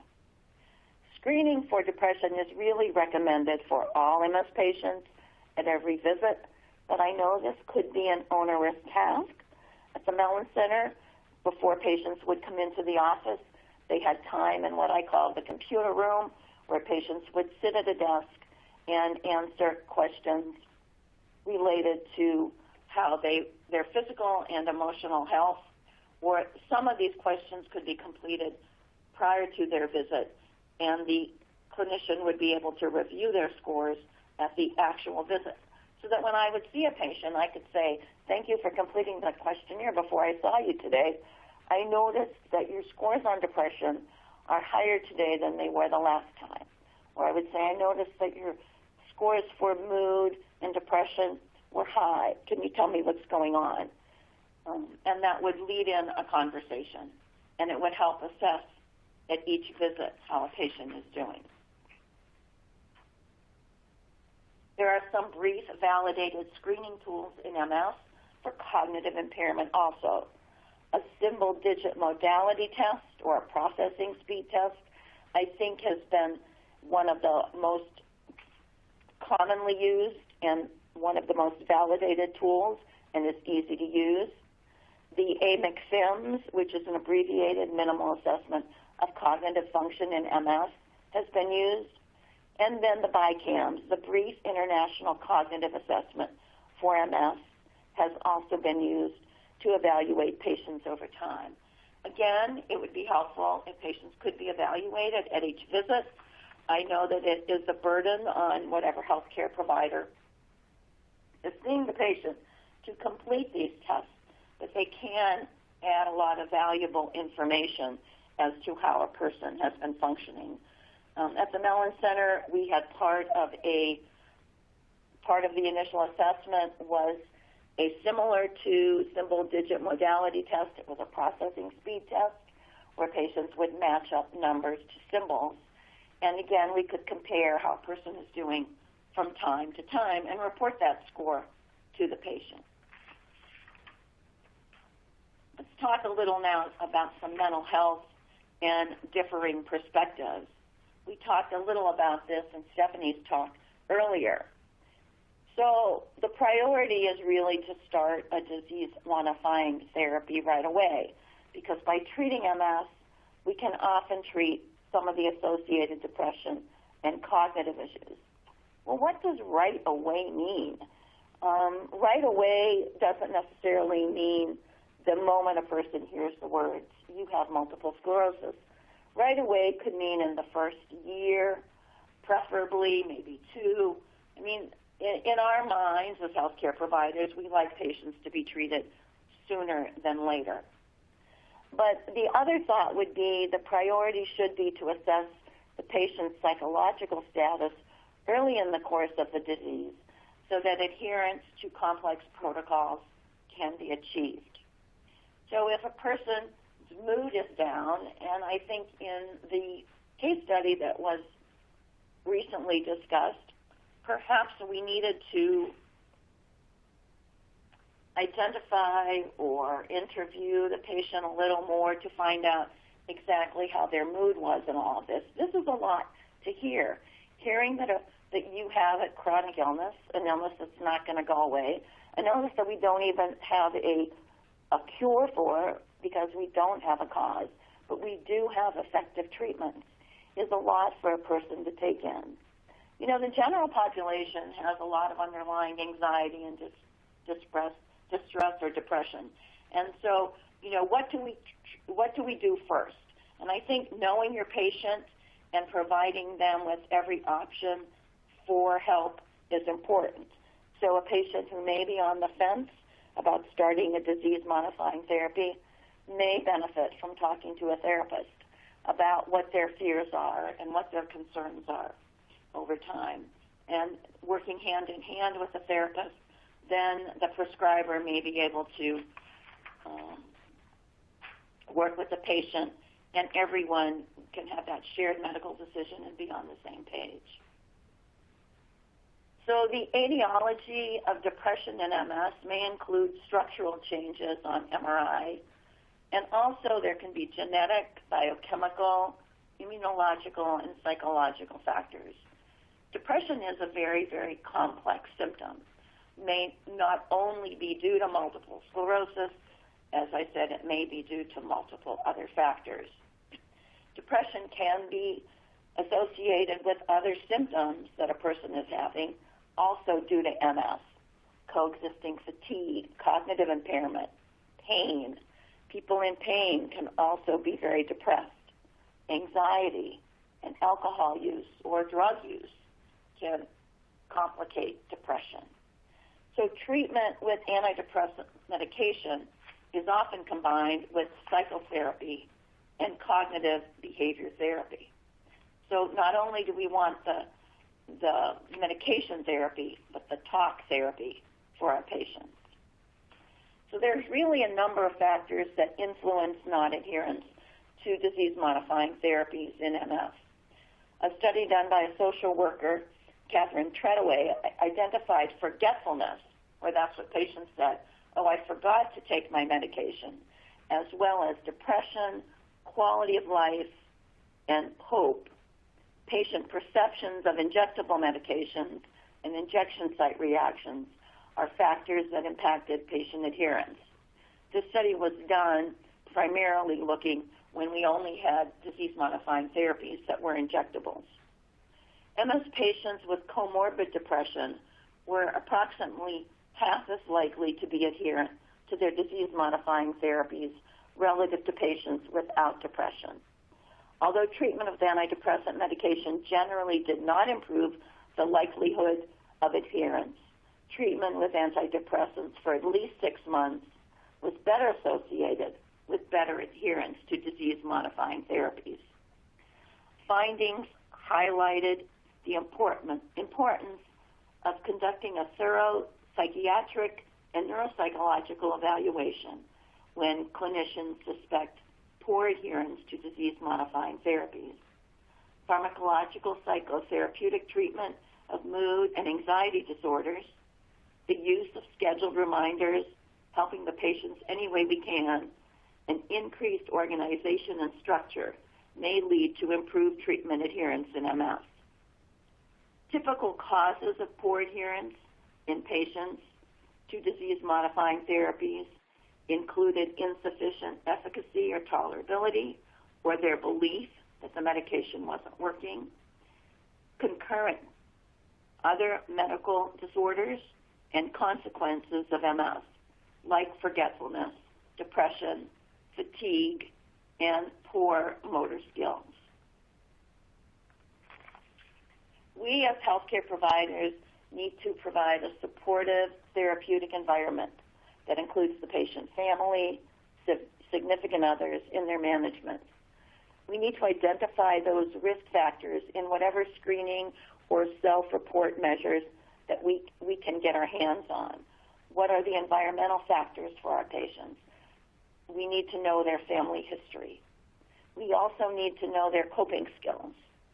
We need to provide counseling and emotional support for the patient and their family and other caregivers that might be available, and help the patient identify support groups. If we have in our house, offer psychotherapy and other cognitive behavioral therapy in person, by group or by phone, or offer referrals to those people that we know who can help our patients. I know certainly that this pandemic has changed tremendously the availability of telehealth for our patients who are under a lot of stress and distress. Our psychologists have been able to reach out to patients outside of the state of Ohio, because prior to this pandemic, the psychology services for telehealth were only available within state. But since the pandemic, these telehealth services have been available to patients out of state, according to the license by the practitioner. And so many patients were able to better take advantage of psychotherapy individually or in groups. So if one good thing came out of this pandemic is that patients may have access to more resources. The combination of psychotherapy and antidepressants has been found to be the most efficacious way of managing mood disorders in our patients. So not only a pill therapy, but also talk therapy. Focusing on wellness is also quite important. Exercise can help improve that endorphin activity and may help people find that their mood can be a bit improved by taking charge or taking care of their physicality, having a healthy diet. Also, improving sleep hygiene can be very important. And we as clinicians really need to be on alert for suicidal ideation. And if a patient mentions suicide, the next question we have to ask is, do you have a plan? And if they do have a plan, we need to move the patient along to a resource that can help them immediately.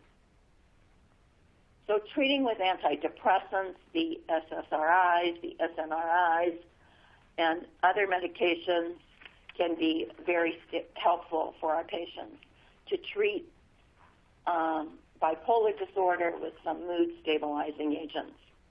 We need to treat anxiety or disorders also with SSRIs or SNRIs or buspirone. Pseudobulbar affect can be treated with dextromethorphan, hydrobromide, and quinidine sulfate. The brand name for this is Nuedexta. Interestingly, dextromethorphan is a very active antitussive agent, but combined with quinidine sulfate can be very helpful to treat pseudobulbar affect for our patients. That pseudobulbar affect is identified as episodes of uncontrollable laughing or crying. That's not very common, but when it does occur for our patients, can be very, very disturbing. We need to assess and continually reassess how our patients are doing in terms of their mood and adjust medications appropriately and refer to psychiatry as appropriate for additional adjustment of medications, or if you're not the provider, the prescriber for these medications, refer a patient to someone who can appropriately prescribe these medications for them. Let's take a look at some of these specific medications that we're talking about. So the first line of medications really include the SSRIs, the selective serotonin reuptake inhibitors. These are compounds that are pretty much found in blood platelets and the tissues of the intestinal wall, as well as the central nervous system. So these SSRIs act as, or these serotonins act as neurotransmitters and may be involved with inflammation, migraine, headaches, and sleep. Serotonin also tends to elevate mood, but the effects are only temporary, as cells take up or absorb the serotonin once it becomes available. So these SSRIs listed here really inhibit the reuptake of serotonin, so it remains in the system longer, and its positive effects may be experienced for longer periods of time. So fluoxetine, sertraline, paroxetine, citalopram, and escitalopram can be very effective in the dosages listed there. We usually start at a low dose and increase the medication as needed or as tolerated for the person. But of course, with every good effect, there are some side effects of the medication that the patients need to know about. These side effects typically include headache, sexual dysfunction, difficulties with sleeping, anxiety, or sedation. Some of the SNRIs that can be effective for use would be venlafaxine or duloxetine, again, starting at a lower dose regimen and increasing as needed for the patient. And then the adverse events that are listed there include the nausea and dizziness or nausea and insomnia. There have been multiple studies, and listed here are some of the references regarding use of different medications and the outcomes on central depression and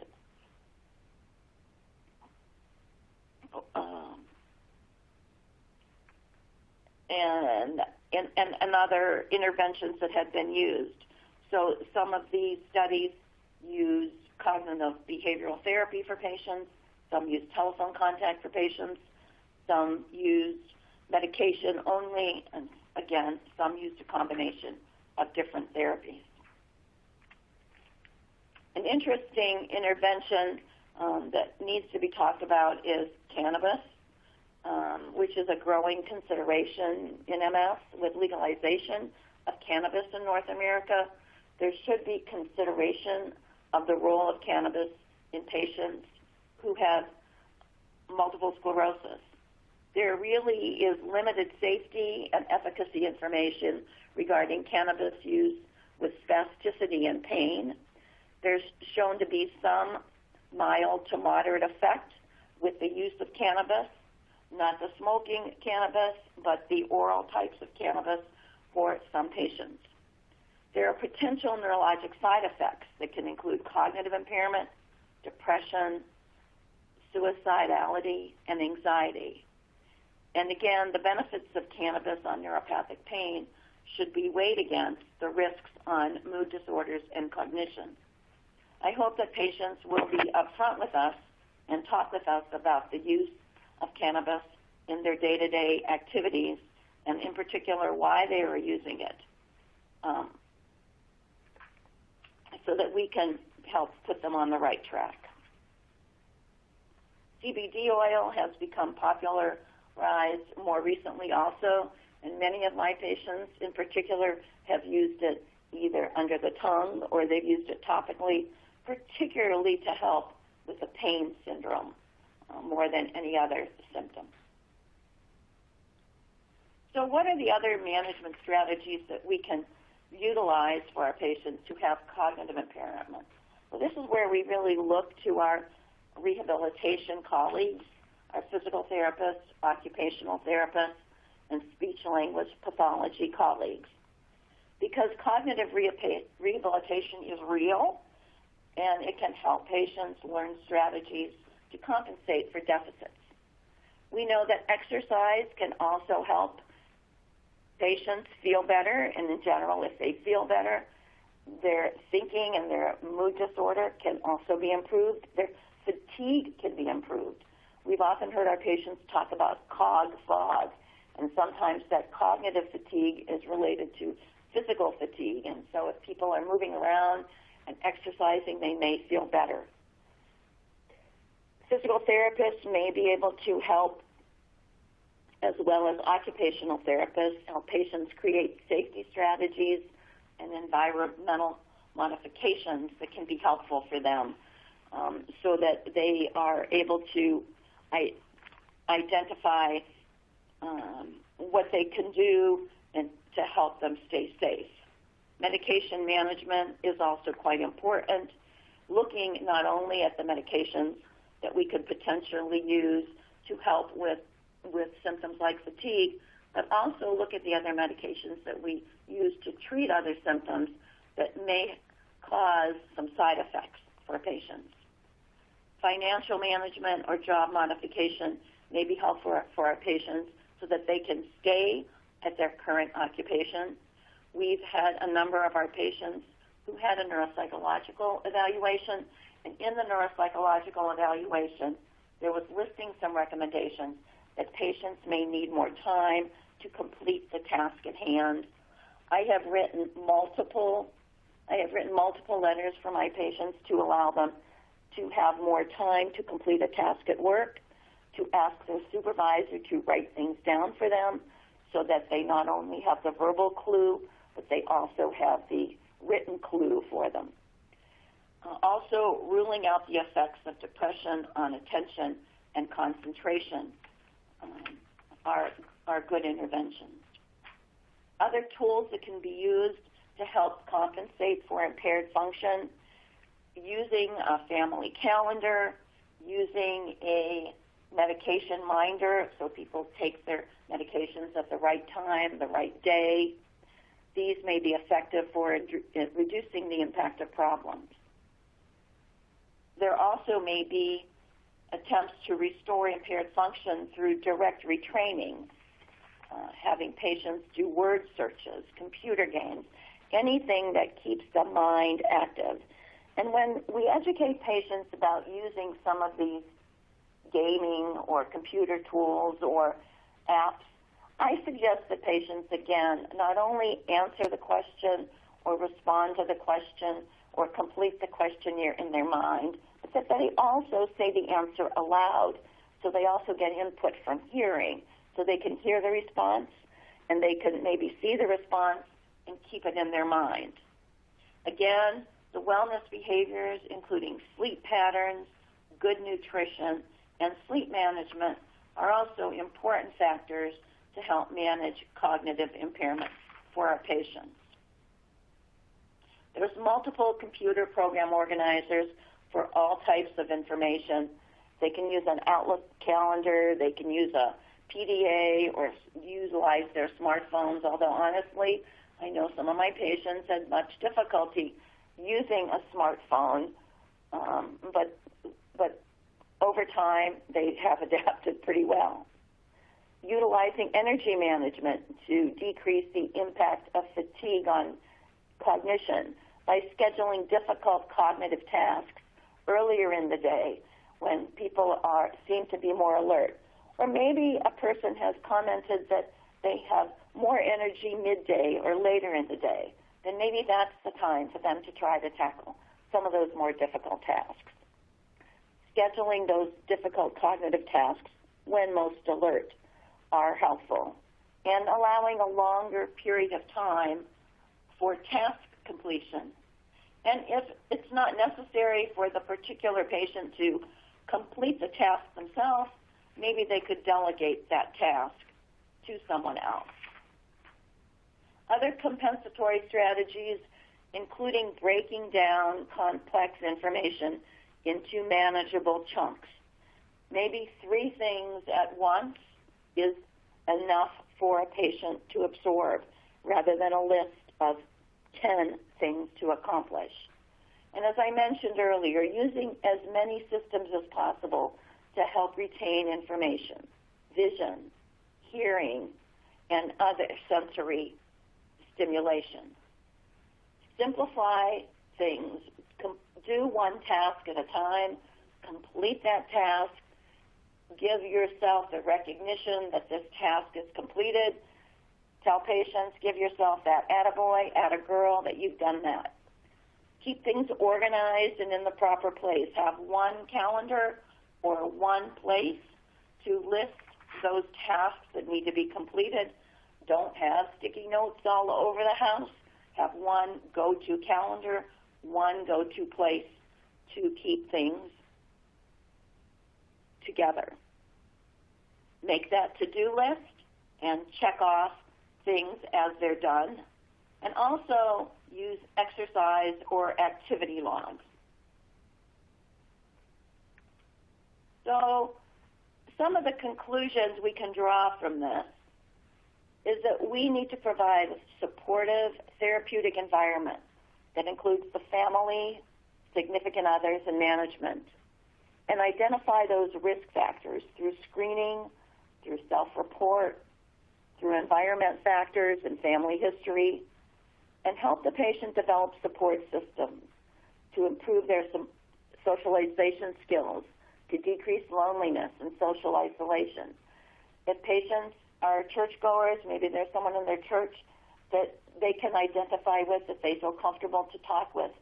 Maybe they can choose to hook up with a MS organization, the Multiple Sclerosis Society, the Multiple Sclerosis Association of America, the Multiple Sclerosis Foundation. Maybe they can look online for some chat rooms and develop support systems of people who know what they're going through, and maybe some other individuals that may not have MS so they can continue their other activities. And focusing on wellness is so very important. We can't forget about routine exercise, healthy diet, and relaxation techniques. And continually assess and reassess what's going on and refer to other appropriate providers, psychology and psychiatry. For cognitive impairment, cognitive rehabilitation can be very effective, but as we talked about earlier, depression and cognitive concerns can go hand in hand, so we continually need to screen for the effect of depression. Encourage patients to discuss the problem openly, to include the family and significant other so they understand what's going on. Provide counseling and psychotherapy as needed, and look at the adverse effects of medications that are prescribed to the patient and their effect on cognition, and identify the effect of cognitive impairment on employment and family interactions. It's important that disease-modifying therapies are prescribed because we know that they can help slow down disease progression and potentially slow down some of these other intercurrent symptoms. We could consider attention-enhancing medications like modafinil, armodafinil, amphetamines, and other stimulants. Medications need to be adjusted as needed. We need to focus on treating other symptoms and illnesses, again, including depression, pain, and fatigue. And often, medications to slow cognitive dysfunction or help prevent progression have not been shown to be effective in MS. So medications that have been used for Alzheimer's disease have not been shown to be helpful with our patients who have MS. There are other interventions that can be utilized for more efficacy.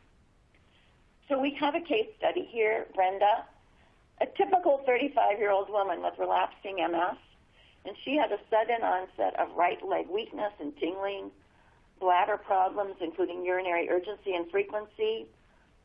She also had bowel urgency with one episode of incontinence and a band-like sensation on the right side of her torso. She was treated with steroids for this event, but she refused starting disease-modifying therapy. Her MRI showed a moderate burden of disease as well as her presenting symptoms. She had 10 supraventricular lesions. She had 2 cerebellar lesions, 2 pontine lesions. She also had lesions in her spinal cord. And her symptoms pretty much reflect those spinal cord lesions, with her leg weakness and her bowel and bladder concerns and the band-like sensation of her torso. So she was seen in follow-up at the clinic, and the neurologist wanted immediate initiation of a high-efficacy therapy, ocrelizumab. But during the disease-modifying initiation teaching session with the nurse, Brenda became very tearful. She really did not want to consider disease-modifying therapy. She was very concerned about long-term safety. Also, she was concerned about her personal future. She was considering maybe another pregnancy. And as the nurse questioned Brenda a little more, Brenda revealed that her mother was living with her, as she had been struggling with motherhood and household duties. So Brenda came into this scenario already with a lot of concerns about her own life and about the multitude of things that was going on. She had seen her GP, who had wanted to start her on an antidepressant, but she had not filled the prescription. And while talking with Brenda, the nurse felt that Brenda was really not absorbing any of the information that she was providing. So this is a complex scenario, but not unusual. Would you agree with the MS neurologist and really work with Brenda to try to get her on a disease-modifying therapy as soon as possible? Or would you encourage Brenda to wait until her psychosocial issues could be managed? What risks are there in being firm about getting Brenda on therapy? And are there other management approaches that you would consider? So Denise, do we have any thoughts from the audience? We do, Marie. So one person said shared decision-making, which is great because that's going to be our next topic anyways. Mental health referral, social worker, MS support group, showing empathy. Again, keeping those lines of communication open, focusing on the positives, what can you still do, not just on negatives and disability. I think just also knowing who's on their team. So, let me see if there's anything else that people said. And again, wellness coaching, assessing pregnancy, safe medications for that. Lots of great thoughts here. Yeah, I think they're all very good thoughts. And, hopefully there are resources so that Brenda can get to some of these referrals sooner than later. Again, she was treated with steroids, which will hopefully offer her a moment of maybe quiet time with her disease. But it's really important to recognize that what is lost may not be regained. And so we need to treat Brenda as the whole person. We need to acknowledge her as a whole person, acknowledge the fact that she came into the situation with a big life, with a lot going on, and we do want to address those things. We also care about her future, and we want to be part of that future with her. And a medication like Ocrevus can be initiated. It actually is one of those medications where after it's been initiated and we see a little stability for a patient, Brenda may be able to go on to consider another pregnancy. So I think it's not an either-or situation with her. I think we can possibly do both within a shorter period of time for her. One other thing I wanted to mention, we talked about cannabis earlier, and I know a lot of us are getting from our patients. So there is a on by Dr. Bowling about cannabis through NeurologyLive and the CMSC that's going to be happening starting next week. So be on the lookout for that. This is something that you will, if you're interested in. Okay, so any last thoughts that you have, Marie, before we move to the last hour of our lecture series? Now, again, my apologies for not being on camera, but hope it was helpful. Here's a list of references for your purview. Thank you. Awesome. Thank you so much, Marie. Okay, so we have one last lecture here. And just so people know, every once in a while my internet's going out, so if that happens, I will pop back on as soon as I can. So it seems to be a quick fix, so I apologize for that. So the last lecture here is decision making. And does the patient know best? And so when we're establishing care with our patients, we want to do relationship building. We've talked a lot about that.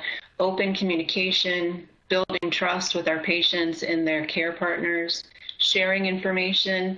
MS is kind of a moving target. You know, every couple months there's something new that we're either learning about it, have a new protocol for diagnosing it, or new therapy. So up to date on that through venues like this. And constantly assess patients in the we're giving them, are we doing them the best we can? Continuing care is constantly educating families and patients on DMTs. Are they adhering to their medications? What kind of symptoms are they having? Are we managing those as best we can? What kind of symptoms are they having from their different medications? We want to encourage self-care, assist with vocational issues. We want our patients working as long as they safely can, and also preserve independence and interdependence. In sustaining care, we want to maintain patients' well-being. We coordinate a lot of referrals. Many patients, unfortunately, use us as a primary care provider where they feel comfortable talking about all kinds of things, sorts of referrals. If you're in a tertiary care system, you might have access to specialties that other places might. That might be one reason patients come to you to begin with, because they have access to these referrals. You want to identify community resources. Who's a good physical therapist in your area for treating just MS? That's so important for the patient to get the most out of their time and money that they're spending on PT or something like that. We want to advocate for and help to ensure comprehensive MS care and sustain ongoing relationships and trust. So optimal MS management, again, we've kind of talked about how there's different pieces to the puzzle. So disease modification with these drugs, they are not cures. They are just to slow down or stop any relapses or progression. Support systems, who does the patient rely on? Who else can we bring into their care? Wellness, again, we talked about not taking vitamins, exercise. What do the MRIs show? Showing the patient's MRI. I can't tell you how many patients I've never seen their MRI picture before, and it really speaks volumes, good or bad, with what we're dealing with. It could give them assurance too. Clinical findings, not everything is MS. This is where the exam comes in. We don't want MS to be the answer for every little thing that a patient presents to us for. So what are we finding on examination, and what seems to fit the MS picture in front of us, and what do we need to send them to someone else to kind of figure out? And then symptom management. So this is a lot to take in, when you're seeing a patient for 15 minutes to an hour, and sometimes we have to build on this. What's more important at this time? So sustaining adherence, and this isn't just to their medications, but also to the relationship that we're having with our patients. How do we make sure the patient follows us and keeps coming back? Trusting relationship, letting the patient know that they're the best at being an expert themselves. How do they communicate with us? How do we encourage patients? And then also not sugarcoating things either. We don't want to minimize what our patients are dealing with, but what is our goal for our relationship, for treatment, and also giving the patient patients hope for their involvement in their care. Patients really get empowered by their MS nurses. So this is hopefully why you guys all tuned in today, because you all have this passion to give our patients the best care possible. So we want to facilitate goal setting. Sometimes this is much as not having a UTI for 6 months. Sometimes I had a patient last week, her goal is by the spring to go to the driving range and hit a few golf balls. So, these can be long-term, short-term kind of goals, but it's important to patients. And I think this also gives them, especially if they are struggling with depression, that they have purpose for something that we're working towards. You want to provide experience with their peers, provide affirmation, make sure that we're keeping them healthy with wellness factors, encourage motivation and persistence, and then again, affirm what are their personal values and what are their strengths. So empowerment and hope, these are very related. They can lead to adherence with the patient. Again, not just medications, but their overall treatment plan. This gives them the ability for recognition and mobilization of their strengths and their resources. And this also involves knowledge, skill development, coping, and flexibility. So I think that's one thing, especially through the pandemic, that we've all had to, how do we be flexible to get our patients care that they need in a safe manner. Nurses, we are always advocates for our patients. We speak up for our patients, we speak up for ourselves. There's boundaries. Education is an important part of all this. We want to encourage patients and families to become their own self-advocates, that they know their insurance resources out there. They know how to engage the healthcare team. And earlier I saw some recommendations that some of you were sending in about utilizing the EMR for some of those questionnaires that we were talking about. So this is also a great way that patients can have direct access to us, and it's not a literal game of telephone where they're calling one person and that message is getting relayed, they have direct contact to the team through email. Communication, we're always looking how can we give our patients the most information possible.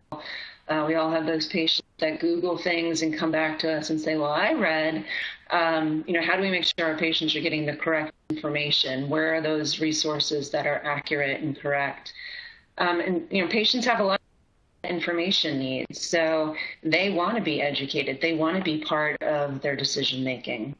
And this actually, when they are involved in their decision making, they have better outcomes because they feel that they're part of the team and not being told just what to do or that they might disappoint us as their healthcare providers. Patients want to please us. They want an A+ on their report card as much as possible. So setting goals that are attainable is really important so that patients can feel successful. So there's lots of different communication tools.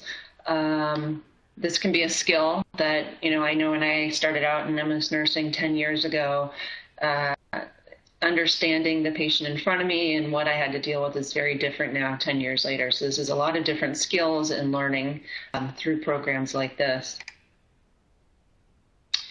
There's different decision aids out there. There's different communication guides that we'll talk about a little bit.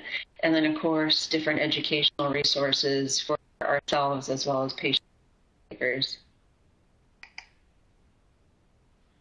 So what is exactly shared decision-making? So approach where the clinic and the patients, they share the best evidence when faced with making a decision. And patients are expected to consider their options to achieve informed preference. So this is often where, as the healthcare provider, we know the science and medicine behind this, and the patient knows the science and medicine behind themselves as the person in front of us, and working together, how do we make that best fit for the patient in front of us?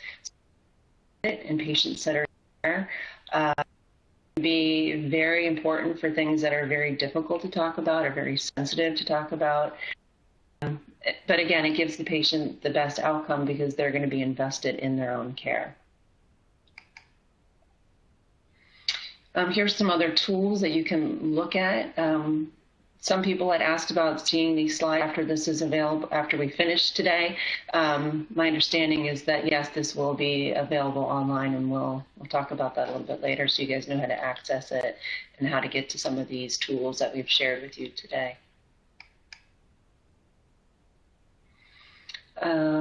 Again, just some of the important things that to kind of frame how you do a shared decision-making. We're going to do a couple of case studies as well. So it's really getting the patient engaged versus us just telling the patient what to do. So this is a helpful kind of algorithm. So first we want to make sure the patient actually wants to participate. As we talked about before, some of our patients have a really hard time engaging in a conversation or even kind of maintaining what the conversation's about. So we need our patients' participation or their caregivers' participation. We want to help them explore and compare their treatment options, assess their values and preferences, reach a decision with the patient, and then evaluate and evaluate and evaluate. Is the patient happy with that decision made? Again, patients want to have an A+. So if we made a decision, spends a lot of time getting to that decision, patients need to know that they can still change their mind if we have more information, if they're not tolerating something, if something better comes down the line. This is an ongoing conversation with the shared decision making. So experience shows that when patients know they have options for their best treatment, that most of them want to participate and they want to be involved with us. So again, this puts patients at the center of their care and it gives them the sense of control, which at the end of the day also reduces a lot of anxiety that our patients are dealing with, especially our newly diagnosed patients where there's so much unknown for them. It gives them control. So when can you use shared decision making? This can be through the whole kind of journey with patients, and not MS, but since MS can be so complex, we use this frequently. So this can be with newly diagnosed patients, if we're changing therapy, different DMTs, if we're talking about symptoms, as well as pregnancy and lactation with MS. Things to consider, so cultural differences, the language barriers, the genders that are providing care. Patients might not, they might have been raised that you don't ask questions, you just say yes and do what your healthcare provider is telling you. There might be family dynamics in the room that sometimes we can sense, but we need to figure out like who makes decisions, even though we're focusing on the patient. Maybe the patient really wants their spouse or their mother or father to make that decision for them. So you want to take that into consideration. Who comes with them to their appointments? And the other thing, you never want to assume who's with the patient and what that relationship is. I've been burned a few times assuming, so I usually just say, who's with you today? And let the patient kind of define who it is. So framing it in that way, it saved me some embarrassment by assuming that the person with them was something they were not. We want to consider the education level of the patient. Using some medical terminology that patients might not understand is doing the patient a disservice. Being a nurse practitioner myself, I've had to receive medical care. And on the flip side, I also don't want my healthcare provider to assume that since I'm in the medical field, I understand everything that they're saying either. So again, it can go both ways. So even if somebody is in the medical field, that's your patient, you might want to ask them, you know, where on that level do they want you to be talking to them about their care? Generational differences.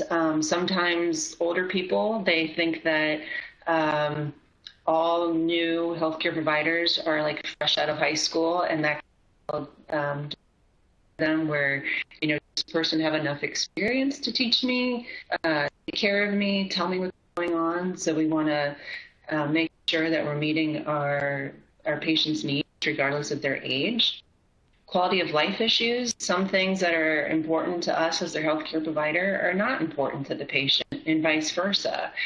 that we think are not kind of a big deal when we're seeing, patients on the whole level of dealing with MS might be a very big deal for a patient. So it's understanding what the patient is bringing to you and what they want to focus on. And then access to healthcare and resources. Again, being flexible. So where I am, we have patients that are in very rural areas. And then I have colleagues who live in the big city, and they have a lot of different resources, but it's a different challenge with how to access that. So understanding where your patient's at, where they live, and what is actually around them or not. Transportation issues, so having gas money. Are they able to drive? Can they safely drive, especially if they're having a relapse? Do they rely on public transportation or other people to get to appointments? For patients that need like a Medicab, oftentimes they need a 5-day window to reserve their transportation to an appointment. So if they're coming to us for an acute, how do we make that occur? We're not waiting 5 days to see and evaluate them. Cognition, memory issues we talked about.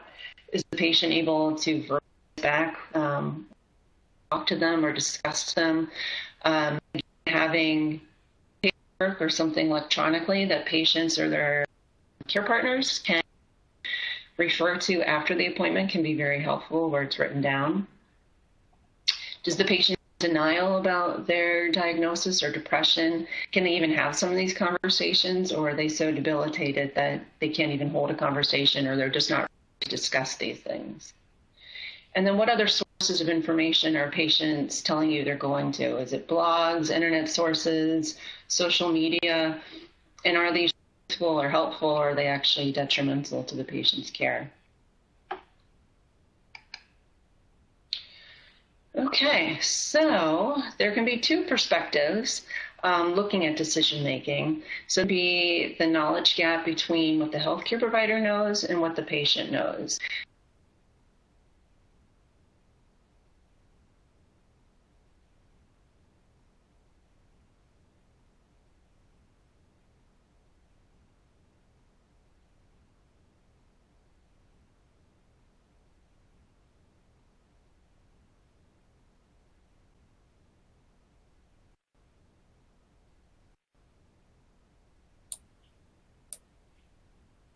So it looks like we just lost Denise. Oh, here she is. And right back to Denise. There you are. Okay. So there can be a knowledge gap between what the healthcare provider knows and the patient knows. And then also, so, where do we meet and versus patient and care providers in collaboration in a shared capacity. So education is important, as we discussed. We have to learn how to balance what the patient is inputting as well as our own recommendations. There has to be kind of that give and take. We have to determine where our patient's at and where are the boundaries of what patients are asking for or declining to do. Some patients want the healthcare provider just to tell them, do this, which can also be tricky because we want our patients to have a buy-in to what's going on, but it can be overwhelming for patients to make choices, especially now that we have, 20 different DMT options to discuss. To me, it does patients a disservice to say, here's all 20 options, go read them and let me know what you want. This is why patients are coming to us for our expertise. So being able to talk to the patient and break it down to a few options and kind of discuss those in more detail is very helpful. Healthcare providers, we have to adopt the shared decision-making model and work in collaboration with the patient. Patients don't always know best, so again, coming part way with them. Again, we are giving information that they need to make the best decision possible for them. Okay, so we're going to do a couple cases here. I'm going to attempt to see some of your answers so we can have a discussion. So our first case study, so this is Ethel. She is a 75-year-old African-American woman who was diagnosed with MS 40 years ago. So when she was 35, And remember that when she was diagnosed, there were no DMTs.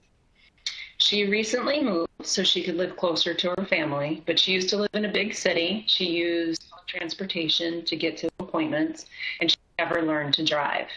Again, she's never been on disease-modifying therapy, and her EDSS is about a 4.5.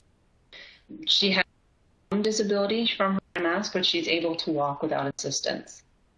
So even though she's closer to her family, she comes in and voices to you that she feels really isolated because she left a lot of friends and her social life kind of behind. The goal today is to establish care with your clinic. When you ask her and review her systems, she tells you she has some fatigue and she has some bladder issues. She has to get up 6 times a night to use the bathroom, but she says this is just part of being an old lady and she's come to accept it. So some things to think about with shared decision-making with Ethel. So if it's me, I'm about 30 years younger than Ethel.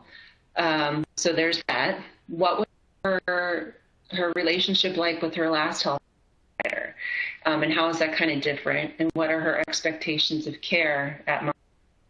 How is she getting to her appointments now? Did her bring her today? Was she still taking public transportation? And what kind of social things in this new area is she hoping to get into? And even though she's closer to her family, is that a good thing? Did they force her to move in or closer to them? Was this her choice? And are they actually involved in her care? Has she had depression before? So now she's isolated. This is probably leading to some of her depression. How can we try to, before pandemic, how can we try to get her out more into this new area? And then lastly, she brought up bladder issues and nocturia that to her don't seem to be a big deal. But to me, they are, so it's probably leading her fatigue. It's also a risk because she's getting up 5 to 6 times a night in a new living facility to go to the bathroom. If she were to fall, what does that look like? How does she access help? And has she ever tried anything for her bladder before? That might keep her longer. So some I see people is it's important to listen, especially in this new first visit. Exactly. Don't overwhelm her. So, as nurses, we want to fix things, right? So she's somebody that we focus on a few things and see her back in a short interval so we can focus on some of these other issues that we might want to improve her quality of life. Other things that you guys might want to consider with Ethel. Okay, most people felt like this was some things to kind of assess and to think about when we're seeing, especially a new that isn't new to MS, but is new to us and has a different set of eyes kind of looking at their issues. Denise, I wonder if it might be, Denise, can you hear me? I just wonder if it might be helpful the next time she comes in, since we are going to be seeing her in shorter intervals, if it might be helpful for her to bring family with her for her next appointment. And then that might help us to get a better picture and maybe talk through some of these issues together with her care partners. Yeah. I see. And what's important. Exactly. I see someone else mentioned some support groups, and I know that that's something that a lot of the patients that I see have found to be very helpful. Fortunately, some of those have gone online in the era of COVID. So there is still an ability for people to proactively participate in support groups. And then I noticed someone else mentioned a urology consult, and I think that might be something else to really consider, because as you mentioned, getting up that many times at night is just so negatively impactful for energy levels, but in addition, obviously, it's a huge risk for her to fall. Right. Yeah. Maybe she has a UTI and nobody's ever checked. So there could be things easy that we can at least start with. And And somebody else commented, cultural differences and beliefs are important. This is true. Again, I think this is where we also ask who's involved in their care, and maybe she didn't realize she could bring somebody to the appointment with her. So asking if next time she can bring somebody, is that important to you? And someone mentioned, figuring out what's most important for her today. I see that question coming in from a colleague in Chicago. And that's really important. I know she's there. She mentioned she's there to establish her care, but what are her desires with that? What's important for her to have addressed at that particular visit besides, establishing as a new patient? What other issues does she want to try to get taken care of on that particular day? Yeah. So I think we've done a lot of things with F. We would like to kind of get in and be involved in her care, and that some of this doesn't just have to be assumed. This is her life now, right? There's things that we can really make quality of life potentially better if she's gaining, and that's the key part. She might not want to take other medication. She might have taken something for her bladder before, and she had side effects from it. So a lot of different things I think we've identified in how to be sensitive to somebody from a different age and cultural background, and how, again, we can make sure that she keeps coming back to work on these issues. Okay, good discussion. We're going to move on to the next. Oh, so also talk about DMT. So someone had said for Ethel, getting a baseline MRI, which would be important. I don't know if I would be so game to start somebody 75 on a disease-modifying therapy. But so let's talk a little bit about how we might want to assess that. So when we're talking about disease-modifying therapies, again, we have about 20 different therapies out there now. Is somebody in front of us on therapy? Ethel was not on therapy. She had never been on therapy. Other patients we're going to talk about, they are going to be on therapy. Are they stable or are they not stable? If they're stable, are they satisfied with their treatment? Are they having side effects from it? Are they able to afford it? This is not only the medication, but for some therapies, there's different monitoring we want to do. And is that sustainable for patients in terms of how often we do blood work or MRIs, that kind of thing? How effective is it? Have they had relapses? Are they noticing some disability progression? Are their MRIs stable? Have their labs been stable? Is there other monitoring, skin assessments, other comorbidities? Have those come into play with us wanting to rethink the drug that they're on? Their JC antibody status, other risk factors in terms of, if they're on an infusible therapy, do they have good IV access? Tolerability, side effects, injection site reactions, convenience. How are they getting their med delivered to them? Is it specialty pharmacy? Do they have to go somewhere? I still have patients that are on injectables and they still can't give it to themselves.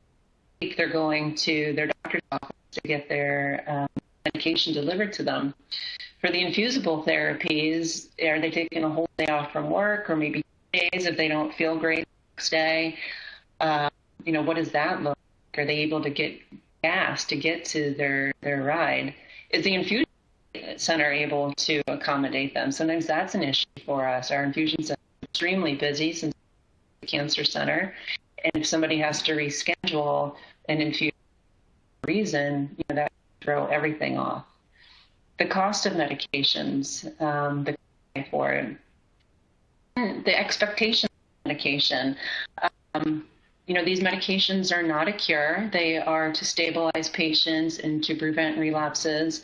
And sometimes patients don't understand that expectation, and they might stop their therapy because they think it's not working. So again, it's making them understand what the goal is of therapy. For treatment-naive patients, they're newly diagnosed, stopping DMT, they might want to wish to resume because there's something better down the road. I had a patient that was on oral therapy and stable on that, had a cancer scare, was off of therapy for 2 years, was stable. She called me this week. She's having a relapse. So, she wants to get back on therapy. And do we put her back on the therapy she was on prior to her cancer scare? There's new stuff out, so we need to talk about that. Maybe people diagnosed, like, after never really pursued DMT. She might be seeing commercials, hearing things of different therapies. And, she might ask, is this for me? Should I consider doing something, getting on therapy? The fear of the unknown, side effects, holistic alternative options we talked about earlier. So again, a lot that goes into the DMT decision making. Okay, study number 2. So case study 2. So this is Daniel. He is a 32-year-old Hispanic. He's originally from Ecuador. He lives about 2 hours from your clinic. He does not have insurance, and he comes to our because we give free care, and we also give discounted care. Daniel's not married, and it's unclear if he's in the U.S. legally.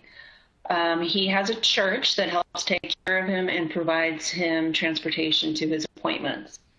His EDSS is a 6. He does have issues with walking and when he remembers to. He is JC antibody negative. He communicates fairly well, though, but it's obvious when you talk with him that he has cognitive issues. He's very pleasant, he's jovial, he's very appreciative of all the care that we give him and any other resource we can put him in touch with. So some things with Daniel to consider. Some of them are obvious. Obviously, the culture, language, and then cognition. So that can be an interesting blend there where it's obvious they have cognitive issues, but when the language is also kind of a barrier to assessing that, what does that look like? Financial exploitation issues for him to consider. Helps Daniel with his medical decision making. If he is here with no other family, who is his next of kin considered if something were to happen to him? Does he even understand kind of what we're talking about and his medications and the risks and the expectations of the medications? He's 32. He is Latino, and he already has an EDSS of 6. So other things we'd want to think about, right, in terms of kind of the severity of Daniel's disease. Having a translator present is really important, especially when we're talking about DMTs, the risk and benefits. We also want to consider the gender, the age of the translator, too, when discussing sensitive issues. Because if we're going to be asking Daniel about his bladder, and it's a young female, potentially he's going to be very uncomfortable discussing that with, even if he really needs to. So, how do we go about that, these sensitive issues? And then certain patients, if they feel we can't meet their needs in terms of these diseases, they might not come back to see us because, they can't care for me, they don't care about me, they're not taking these things into consideration. And somebody like Daniel, if that were to happen, he's going to probably end up in a wheelchair next time you see him because he's not going to get the care that he so desperately needs, but probably doesn't truly know how to access.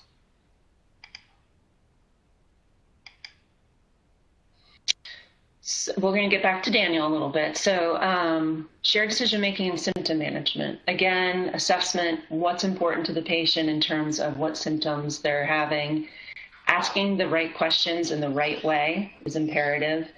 I have a lot of patients that if I were to just say, do you have depression? They're going to say no, because depression to them means being suicidal.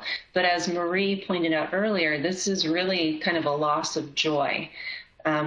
In things that normally patients would. So sometimes saying it in that way, or, what do you like to do for hobbies, and have you been doing that in the past year? So that's another way to kind of ask about depression. Are there new symptoms that might signal a relapse to you that patient didn't really put two and two together. One of the things that comes to mind is if somebody reports new bladder issues, this can often signify a cervical lesion. And maybe they didn't tell you about some other arm issue they were having, but they mentioned the bladder. So it would be important to, assess that further and maybe get a cervical spine MRI. If they have chronic symptoms, is it related directly or indirectly to their MS? So an indirect symptom would be hip pain because of walking, because of leg weakness and spasticity. So it's not that the hip pain is from their MS necessarily, but it's how they're compensating walking from their MS. So those are still things we can address, though, right, with getting them to PT or working on their spasticity, with stretching or baclofen. A direct symptom from MS would be loss of vision from having optic neuritis. So is the symptom bothersome to patients? Oftentimes patients will tell us things, but they just want us to know. They don't want to do anything about it. That's fine. Other times it's very bothersome. It's really complicating their life or work, and they want to do something about it. So it's important to know, what have they tried previously? We don't want to give them a medication that didn't work, or a therapy that didn't work. Why didn't it work? Did they not get in enough time? Did they give up? Was it they went to physical therapy, but that physical therapist specializes in knee replacements and they need physical therapy for balance? That's multifactorial. What other conservative measures did they try? This can be a big thing with fatigue. People want a drug to make them have less fatigue, but sometimes it's looking at their sleep, looking at their diet, their exercise. So it's not just giving a medication to help with fatigue, but what other things in their lifestyle can we tweak to make that better naturally? So those are often first-line things we do. What's the cost or burden of treating? This is especially true for physical therapy. A lot of times patients have a $50 copay for physical therapy. That's expensive. So, it might be that patients don't follow through with it because they just can't afford it. And how do they get to therapy sometimes too?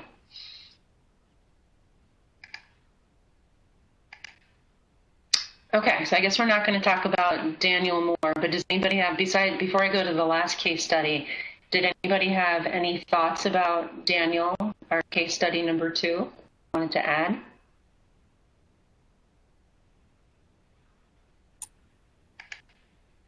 Denise, I was just going to say, I think one of the things that could be a huge barrier is access to disease-modifying therapy. If because of the lack of insurance, but also if we're not sure whether or not he's here legally or not, because I think that could potentially impact our ability to get him patient assistance. So I would say that might be one of the first things that we want to tease out as sensitively as possible from Daniel.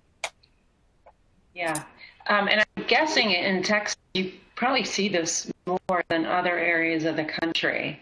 I know at my institution, they have changed the financial assistance information that they look at, and I don't think they ask that anymore. I could be wrong about that, but you're right. It can be very sensitive.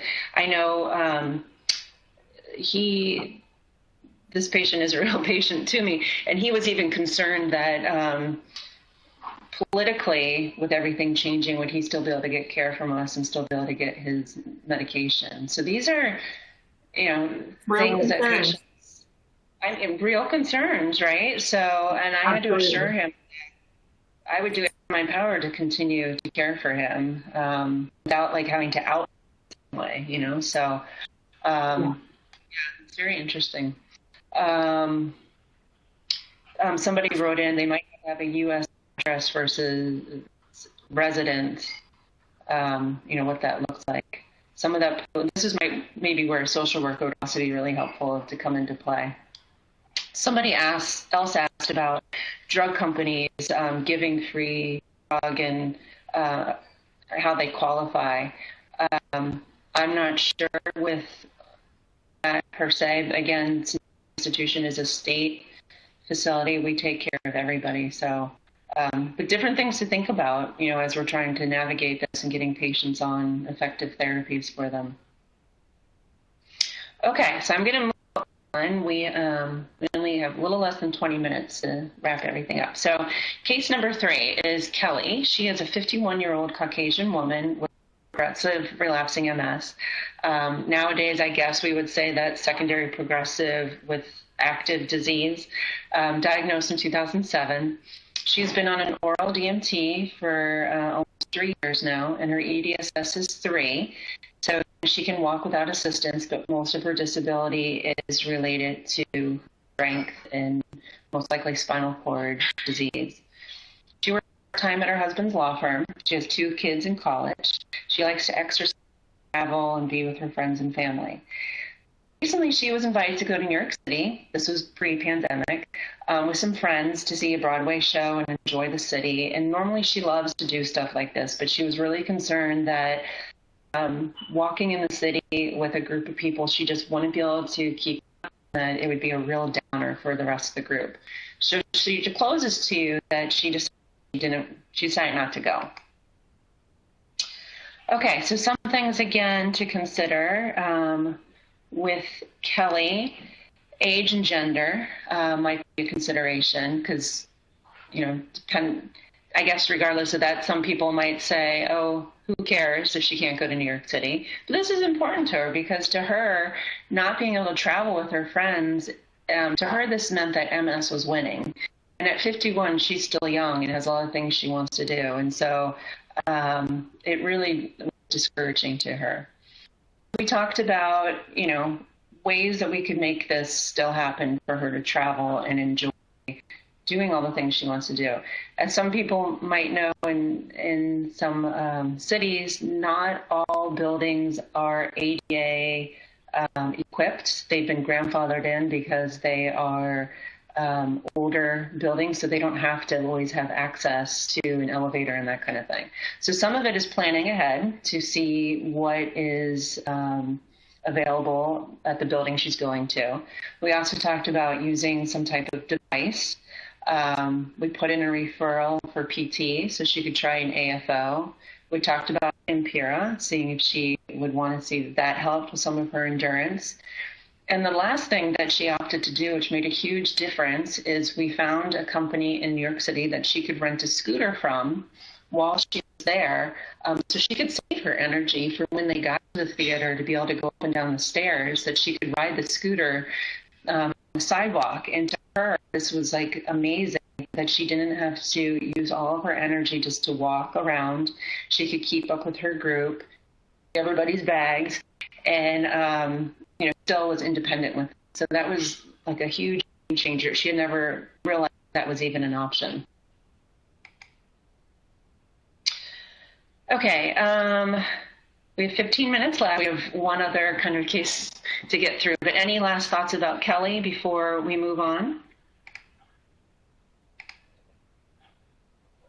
Somebody suggested a cane that folds up. Yep.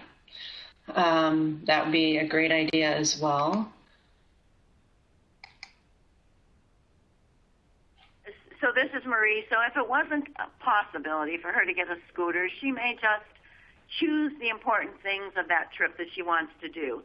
She can take an Uber from her hotel to the show, the theater, and watch the wonderful Broadway show with her friends and family, and then Uber back to the hotel and maybe rest, and then meet up with her friends and family at different points throughout their day. If the scooter was not financially, accessible or not accessible at all to her. Good point. A lot of different ways that we can be creative with things. So last, talk about pregnancy quickly in MS. So this can be a very long conversation. I'm going to try and do it in about 10 minutes here. But as I said earlier, MS affects women more than men and affects our young females. So we want to have this discussion early on with our patients about what are their plans for having a family, and to help guide them with what makes the most sense for their medications and symptom management choices. So we want to explain that there's going to be benefits of medications during pregnancy. And we also want to make sure the patient has the cognition to understand what this means. So there are multiple medications. It's not recommended to get pregnant on that medication.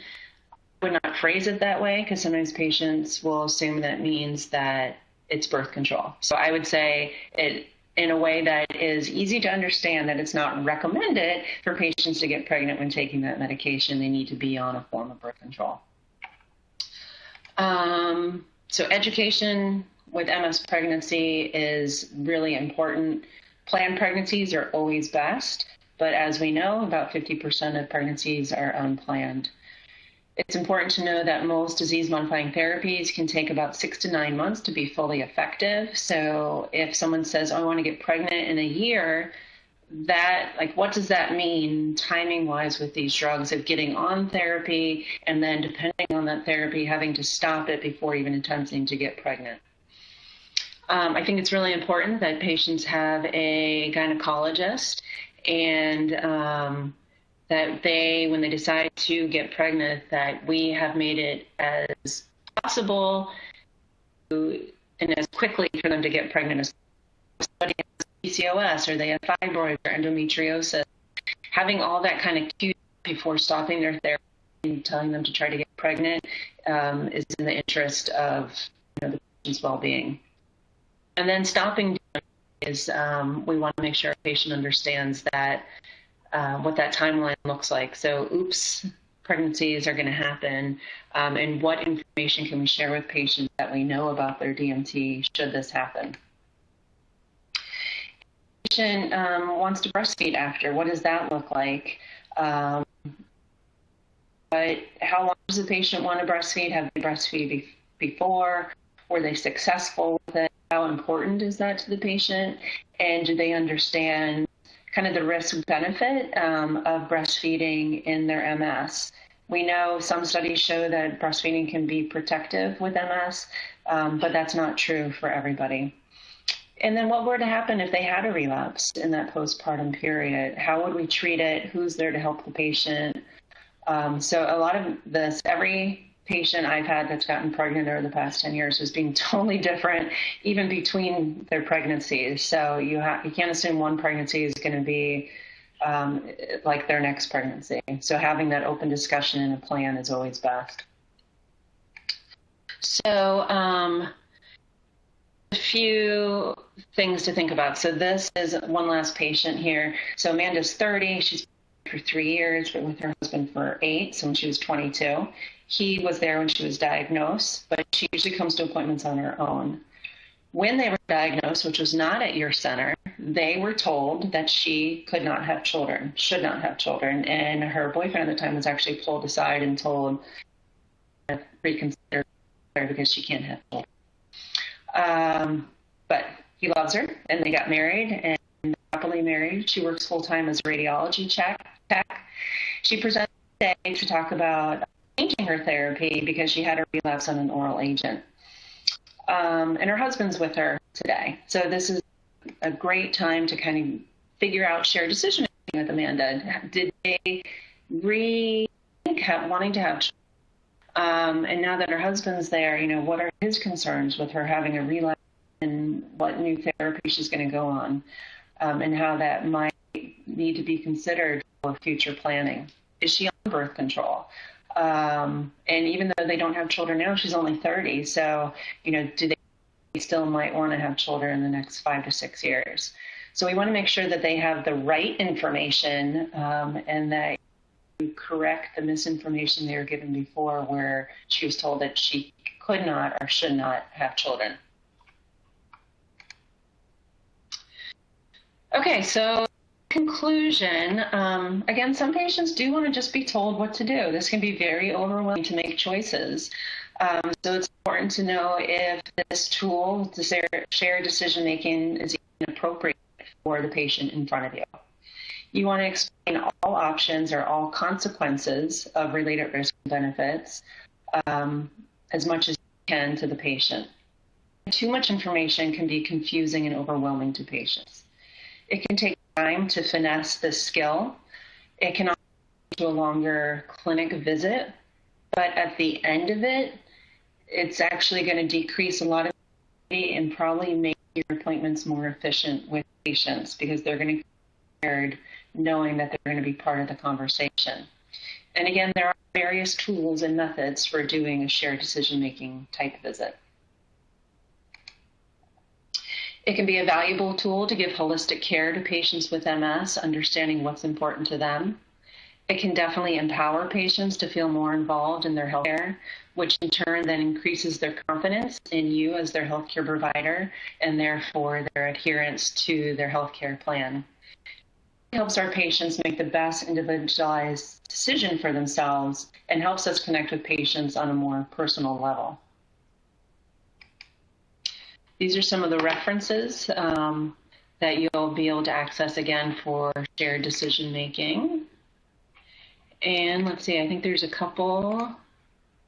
Let me go to the last.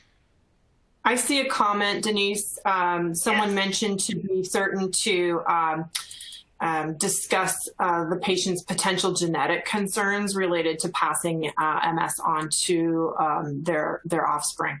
And I think that's such a great comment and certainly something that we do want to make sure we address.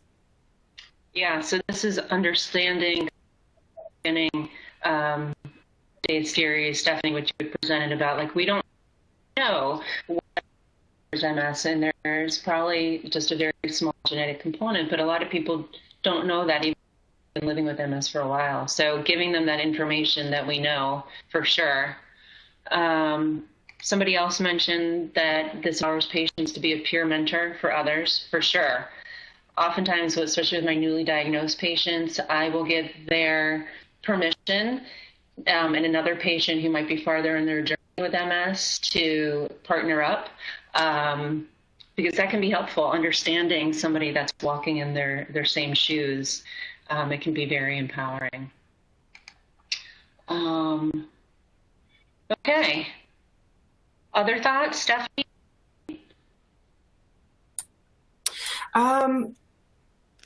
I am just, one other mention here is about, and I'm just trying to read through these very quickly. I think just, again, the sense of wanting to make sure that we empower our patients, offer them hope, and really hone in on trying to assess what's important to them as patients. And of course, the pregnancy patient in particular, what's important to her. You know, you mentioned breastfeeding, and I think that that's something that a lot of our young females want to do, and we want to encourage that. And so then the discussion turns to, well, what's the post-pregnancy plan? And I know I like to discuss that with them while they're still pregnant, as I'm sure all of you do as well. So that I think that tends to reduce some of the anxiety associated with unknowns. And so that's just something else that I think that we all as nurses are really good at doing. We try to educate and even giving information that someone may not need right then, but will eventually, just to help relieve some of the tension, anxiety that goes along with all of this.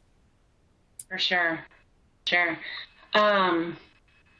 So one other question I see that we didn't really talk about. So somebody asked, they have a patient with MS who's losing weight and decreased appetite, and this is one of their MS patients. So I'm wondering about that. Thoughts, Stephanie or Marie? It's interesting. The last patient of the day that I saw yesterday had this particular complaint or issue. And I think that this is something that we have to really evaluate completely. And along with that, besides our evaluation, I think we need to also involve their other providers, again, that multidisciplinary approach, maybe reaching out to the primary care to help assist with that workup. For this particular patient that I was seeing, it was not a mood issue. She had no issues of unmanaged depression. She definitely had decreased appetite, but a lot of the issues as well with regards to her weight loss were related to her severe spasticity that we've been desperately trying to manage. And so this particular patient, I reached out to her. We had previously referred her to PM&R, She has a pump, a baclofen pump. She's getting Botox. So I just discussed with her PM&R doctor the issues that are at hand. And he's working diligently to try to manage her spasticity as best as possible, because as you all know, it's so energy exerting to try to move a stiff limb. In addition to that, we're looking at some medicinal types of therapeutic options to maybe add on to her current medication regimen, including in the state of Texas, where we are able to use medical marijuana. And of course, there are other potential medication options that might help to stimulate her appetite. So that's how we're dealing with it. I think, of course, as everyone knows, it's going to be very independent or very personalized for each particular patient, and so different because they are so heterogeneous. Yeah. Marie is asking, so other things I think about with a patient losing weight with MS. So again, it's not because of MS. So a lot of people are going to be, oh, I have MS. This is why that's happening. So depression, so eating too much, too little, which you touched about, Stephanie. Sometimes side effects of medications, especially some depression medications, can decrease appetite. We also want to look at thyroid issues. So we know autoimmune disorders kind of run together. So, looking at that, some of these metabolic things. So some other things to think about, but it's not because of MS. Doesn't mean we can't help them, though, with what they're dealing with. Let's see. I wish everyone could see some of these other comments. You guys have some great questions. Do men have to worry about their ability for childbearing? So not just from having MS, no. There are certain therapies that potentially could be through semen. So it is important for our male patients to know that risk when we're looking at different therapies that we might want to put them on if they're thinking of, having a child in the near future.